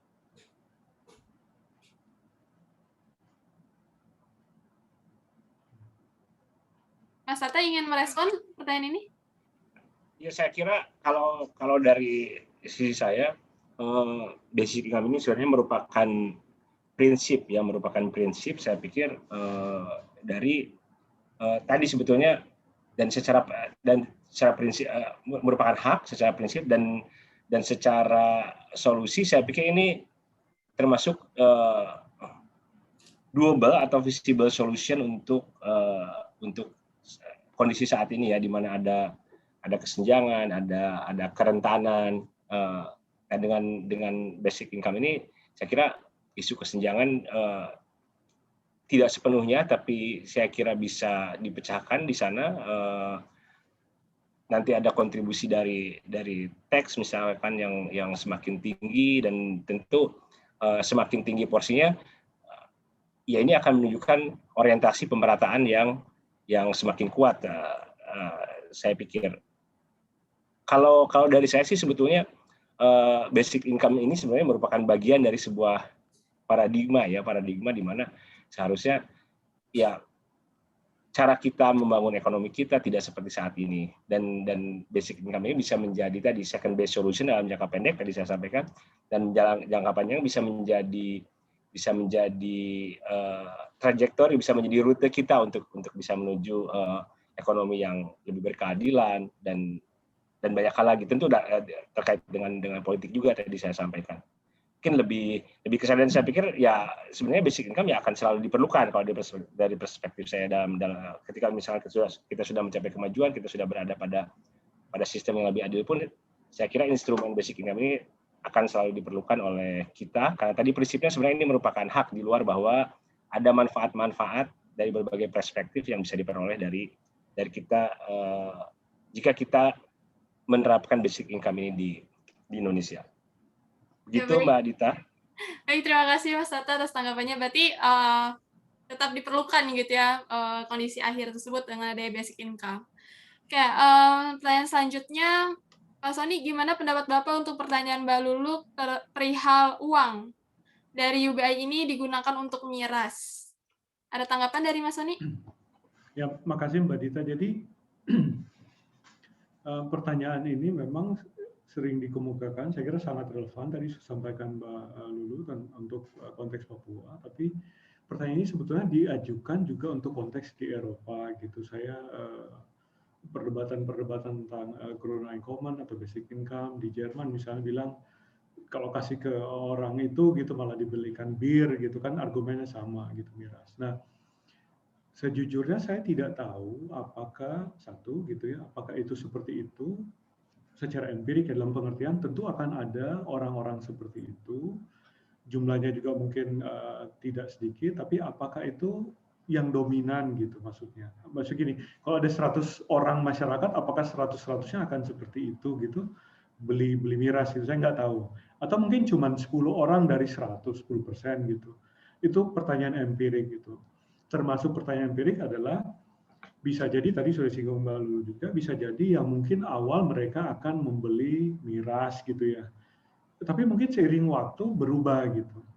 Mungkin lebih memikirkan, dan itu yang konfirmasi dari pilot basic income di banyak tempat, memang awal-awalnya ya namanya orang miskin gitu ya, misalnya mereka pergi nonton bioskop atau apa gitu, atau minum yang bukan cuma miras tapi alkohol yang kualitasnya lebih tinggi misalnya. Tapi setelah iterasi atau waktu kesekian itu berubah, akhirnya lebih strategis mikirnya gitu ya. Nah, poinnya adalah ini pertanyaan empirik dalam pengertian perlu kita lihat nanti seperti apa, tapi mungkin perlu juga diperhatikan kemungkinan bahwa bukan itu satu-satunya narasi tentang orang Papua gitu. Maksudnya hanya miras gitu atau apa. Sekali lagi ya, nggak kemudian bilang itu nggak ada gitu ya. Tetapi apakah semua akan seperti itu? Itu juga yang perlu kita diskusikan, itu yang perlu informasi lebih lanjut gitu ya. Nah, tapi ini juga memang terkait dengan kalau kita kasih sumber daya uang ke orang, sejauh mana kita bisa bilang kayak misalnya Presiden bilang, oke, ini uang untuk ini ya, beliin baju lebaran ya, atau baju apa ya gitu ya. Maksudnya seberapa jauh kita bisa ngatur-ngatur orang gitu dengan basic income, karena dia akan bersinggungan dengan titik tadi gitu. Boleh saya kasih ini, tapi jangan miras ya gitu. Nanti mereka bilang, ya gitu. Jadi perdebatan itu yang Mbak Lulu angkat tadi gitu, jadi nggak mudah gitu, dan kami sama sekali nggak punya jawabannya gitu. Termasuk apakah misalnya orang Papua yang dieksposur ke miras itu apa di seluruh Papua atau di pegunungan, itu berbeda dengan misalnya yang di dekat pantai gitu, atau daerah-daerah yang eksposur atau interaksi dengan pendatang lebih tinggi, mungkin itu lebih mungkin muncul ya miras itu dibanding misalnya yang di daerah pegunungan gitu. Atau mungkin daerah pegunungan saya pernah, tapi di daerah lain gitu mereka minum miras tapi kok terukur banget gitu. Saya tanya kenapa, mereka bilang ya supaya hangat aja, supaya besok pagi saya bisa kerja di ladang gitu. Jadi ternyata miras juga berbeda-beda gitu ini pendekatannya gitu. Tentu ada juga minumnya berlebihan sampai harus dipungut dari got, dari selokan gitu. Kebetulan di kampung saya di Minahasa juga rada mirip-mirip di Papua untuk itu Mbak Lulu. Jadi di Manado kan kalau nggak dilarang juga itu tinggal dipungut di got gitu ya. Tapi saya nggak bilang orang Manado semuanya seperti itu gitu, karena ada juga yang nggak seperti itu gitu. Jadi ini empirik untuk jadi argumen menolak, menentang, atau menerima separuh-separuh tentang basic income gitu. Tapi itu pertanyaan empirik. Siap, terima kasih Mas Sony atas tanggapannya ya. Ini pertanyaan yang sering gitu ya untuk ditanyakan.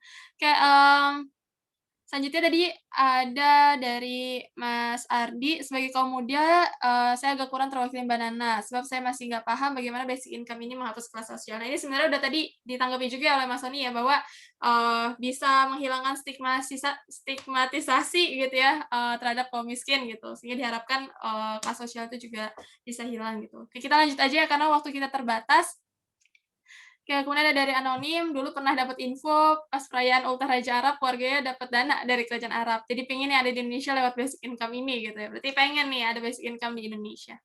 Oke, selanjutnya ada anonim, regulasi untuk basic income, misal undang-undang apa sudah mendukung ya? Nah, mungkin bisa direspon oleh Mbak Nana nih, apakah sebenarnya udah ada belum sih bahasan tentang ini gitu ya? Silakan Mbak Nana jika mau merespon. Oke, terima kasih untuk Mbak Dita. Jadi mungkin sedikit merespon ya terkait dengan regulasi legalisasi terkait dengan basic income gitu. Jadi kami The Big Network itu pernah ada satu diskusi yang itu juga sama kayak edisi ini gitu. Diskusinya berkala beberapa hari gitu. Dan kami juga mengundang Kementerian Keuangan ya, Menteri Keuangan Indonesia gitu. Ada sinyal-sinyal positif gitu didapat dari diskusi itu gitu. Jadi ada sinyal-sinyal positif bahwa memang basic income ini bisa untuk kita terapkan di Indonesia seperti itu. Karena dari sumber pun sebenarnya bukan hanya dari APBN saja gitu. Bisa juga dari beberapa hal seperti halnya dari kondisi alam yang ada gitu, seperti yang di Papua tadi kita memanfaatkan alam dan iklim, kemudian bisa terdapat karbon dividen yang lebih gitu, kemudian itu bisa disalurkan juga untuk menjadi pendanaan gitu di dalam basic income gitu. Jadi dari situ terdapat sebenarnya respon-respon positif gitu terkait dengan hal ini dari Menteri Keuangan seperti itu. Cuman untuk pengesahan atau sudah ada rancangan untuk basic income sendiri dari diskusi yang kami adakan itu belum terlalu jelas gitu. Iya. Makasih Mbak Nana tadi atas responnya. Berarti setidaknya udah ada audiensi gitu ya kepada Kementerian Keuangan bahwa ini ada ide tentang basic income seperti itu ya. Dan semoga bisa ditindaklanjuti nanti ke depannya. Baik, terima kasih Mbak Nana. Dan mungkin ini pertanyaan terakhir ya. Dari Anonim, apakah penerapan basic income dapat mendorong migrasi masuk ke Papua dan berujung pada pembukaan lahan untuk hunian? Nah, kira-kira mungkin ini thought experiment gitu ya. Bisa dijawab mungkin oleh Mbak Lulu. Bisa saja menurut saya. Karena dari dulu walaupun tidak adanya migrasi, hal ini sudah terjadi. Kebetulan ibu saya orang Jawa, ayah saya asli Papua, dan itu sudah membuktikan bahwa hal itu sudah terjadi sebelum saya lahir berpuluh-puluh tahun yang lalu. Jadi apalagi dengan adanya basic income, maksudnya gini, dulu aja mereka berpikir bahwa basic income belum ada, tapi maksudnya berarti pendapatan orang Papua kan sedikit, tapi mereka mau berpindah ke Papua. Apalagi dengan adanya basic income. Dengan adanya basic income, oh sejahtera nih kalau misalnya kita hidup di Papua. Apalagi kata Pak Sony tadi bahwa orang yang sudah lama tinggal di sana bisa kemungkinan dapat hak yang sama juga. Berarti akan mendorong hal yang sama seperti itu. Tapi kalau misalnya kita sudah buat peraturan untuk konservasi daerah-daerah yang akan kita jadikan sebagai carbon dividend, mau tidak mau pengambil kebijakan juga akan memilih lahan-lahan yang tidak boleh digunakan sebagai hunian dan lahan-lahan yang hanya boleh digunakan sebagai carbon dividend tersebut. Jadi kalau misalnya lahan yang digunakan sebagai hunian ini sudah penuh, mau tidak mau migrasinya pindah ke daerah lain, Kalimantan dan lain-lain gitu. Ya baik. Berarti memang perlu adanya yang jelas gitu ya, mana sih yang boleh untuk lahan hunian dan mana yang untuk konservasi seperti itu ya, Mbak. Oke, karena waktu kita juga sudah terbatas, terima kasih kepada para narasumber yang tadi sudah menjawab pertanyaan. Terima kasih juga kepada para peserta yang sudah memberikan pertanyaan. Oke, mungkin sekarang waktunya untuk closing statement gitu ya. Singkat saja dari masing-masing narasumber. Bisa dimulai dari Mas Tata, silakan.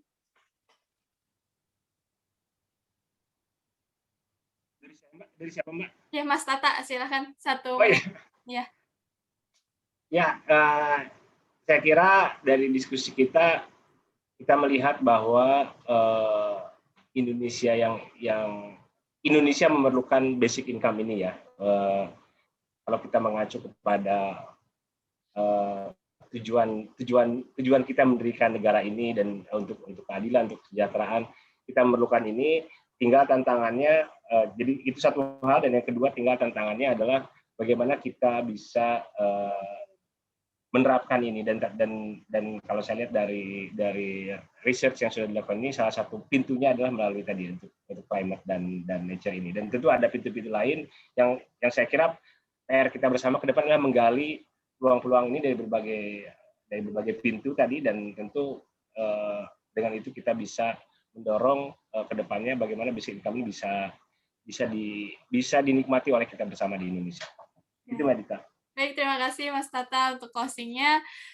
Selanjutnya Mbak Nana, silakan. Oke, baik. Terima kasih Mbak Dita. Kalau saya mungkin lebih singkat aja, dan tadi juga sudah saya sedikit jelaskan gitu bahwa dari basic income ini sebenarnya tujuannya adalah bagaimana kita bisa mendapatkan kesejahteraan sosial itu sendiri gitu. Bagaimana masyarakat ini bisa hidup nyaman, tentram, kemudian bisa memenuhi hak-hak dasarnya dan juga yang lainnya seperti itu. Jadi no social justice without social security, and we can get social security by basic income. Oke, terima kasih Mbak Nana. Selanjutnya Mbak Lulu. Kalau dari saya, ya saya sangat setuju dengan program ini, walaupun baru, tapi sangat memungkinkan untuk diterapkan, tapi kita juga perlu melihat masukan-masukan dan juga perbaikan-perbaikan yang perlu untuk terus dibenahi. Dan tadi berbicara tentang miras, sedikit saya bahas lagi, mohon maaf. Jadi saya tiba-tiba kepikiran. Jadi misalnya ada beberapa orang yang dikatakan oke, kecanduan tentang miras. Dengan kecanduan miras itu kemungkinan anak miras ini kan mereka mengenal tentang miras ketika umur sekian. Nah, dengan umur-umur yang muda ketika orang tuanya misalnya ayahnya kecanduan miras, ibunya tidak gitu ya. Ibunya menjaga anaknya dengan baik, nanti anaknya diharapkan makan gizinya cukup, kesehatan dan lain-lain terpenuhi dengan adanya basic income ini, diharapkan suatu saat ketika ayahnya ini kecanduan ini mungkin kasarnya meninggal atau apa gitu, calon-calon anak-anak yang baru ini diharapkan sudah berpikiran maju seperti itu. Jadi tidak sulit ya, maksudnya tidak mustahil untuk diterapkan. Saya pikir nggak semua orang Papua juga, ayah saya asli Papua kebetulan dan tidak menyentuh miras dan rokok, jadi tidak semua orang mengonsumsi miras dan juga ketergantungan. Saya pikir seperti itu ya. Oke, terima kasih Mbak Lulu. Berarti basic income ini bisa jadi salah satu pemutus rantai gitu ya untuk konsumsi miras itu sendiri. Baik, Mas Gofar, apakah masih tersambung dengan kami? Ya, sepertinya sudah tidak ya. Tadi sudah izin juga dengan saya. Oke, sebelum kita sesi foto bersama, mungkin ada tambahan dari Mas Sony? Terima kasih Mbak Dita. Nggak ada dari saya. Mungkin ini aja. Jadi saya lihat masih ada pertanyaan. Ini menarik nih. Banyak pertanyaan. Artinya sebagian akan di-address di laporan yang akan diluncurkan oleh RCC UI, Basic Income hari Sabtu ini. Bisa dilihat sih teknisnya, detailnya untuk yang suka-suka yang gitu bisa ada di laporan gitu. Dan kalau teman-teman, Mbak Nana, Mbak Lulu pengen berdiskusi lebih lanjut tentang itu, dengan senang hati kami senang sekali untuk berdiskusi dengan teman-teman. Mbak Dita terakhir saya mau bilang, saya mau ucapin terima kasih. Saya tahu Mas Tatani sibuk, teman-teman sibuk, Mas Gofar bahkan udah pergi gitu ya. Terima kasih banyak Mas Tata, Mas Gofar, Mbak Nana, Mbak Lulu gitu ya. Sudah join, kita ngobrol ini, saya juga belajar gitu. Yang penting juga tahu, oh Mas Tata lagi sehat-sehat, ternyata di masa pandemi ini teman-teman lagi sehat-sehat. Saya mau terima kasih ke Dita, terutama yang arrange luar biasa, makasih Dita, dan Amri masih ada ya, tim di Basic Income Lab. Makasih banyak ya, itu aja, semoga sehat-sehat ya. Oke, makasih Mas Sony. Oke, mungkin dengan tadi ya closing dari Mas Sony sudah menutup juga sesi kita pada siang hari ini. Sebelumnya kita foto bersama terlebih dahulu gitu ya untuk mendokumentasikan kegiatan kita siang ini. Oke, kita mulai. Silakan kepada peserta juga untuk mengaktifkan kameranya. Gitu ya.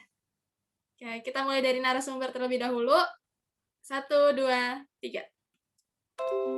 Oke. Lanjutkan dengan peserta juga.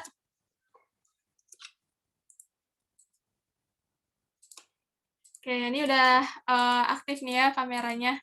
Sip, saya izin foto. 1, 2, 3.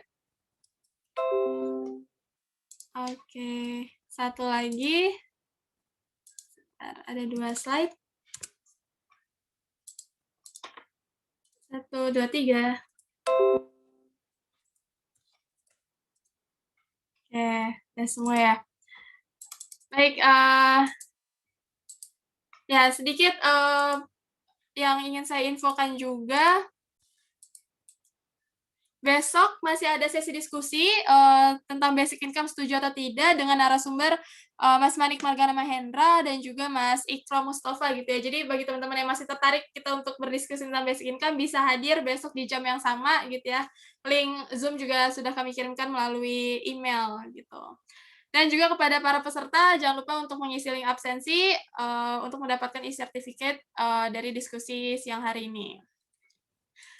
Baik, sekali lagi saya mengucapkan terima kasih kepada para narasumber, kepada Mas Sony, kepada peserta semuanya yang sudah hadir dan berdiskusi siang hari ini. Semoga bisa memperkaya wawasan kita juga ya tentang basic income ini. Oke, demikian yang ingin disampaikan. Terima kasih. Mohon maaf apabila ada kesalahan. Saya tutup. Assalamualaikum warahmatullahi wabarakatuh. Waalaikumsalam. Terima kasih. Maaf ya, tadi belum kejawab pertanyaan, nanti kita kirim itu ya. Makasih ya semuanya. Makasih. Sony, Mbak Dita. Terima kasih Pak Sony, terima kasih Mbak Dita. Makasih, mohon maaf kalau ada salah kata. Saya pamit, Papua mau buka puasa. Oh iya udah duluan ya, silakan ya. Makasih Mbak Lulu. Ya, Terima kasih semuanya. Terima kasih Mbak Dita, Pak Sony semua. Makasih Bung Gofar. Nanti kita ngobrol-ngobrol lagi ya. Sip. Terima kasih.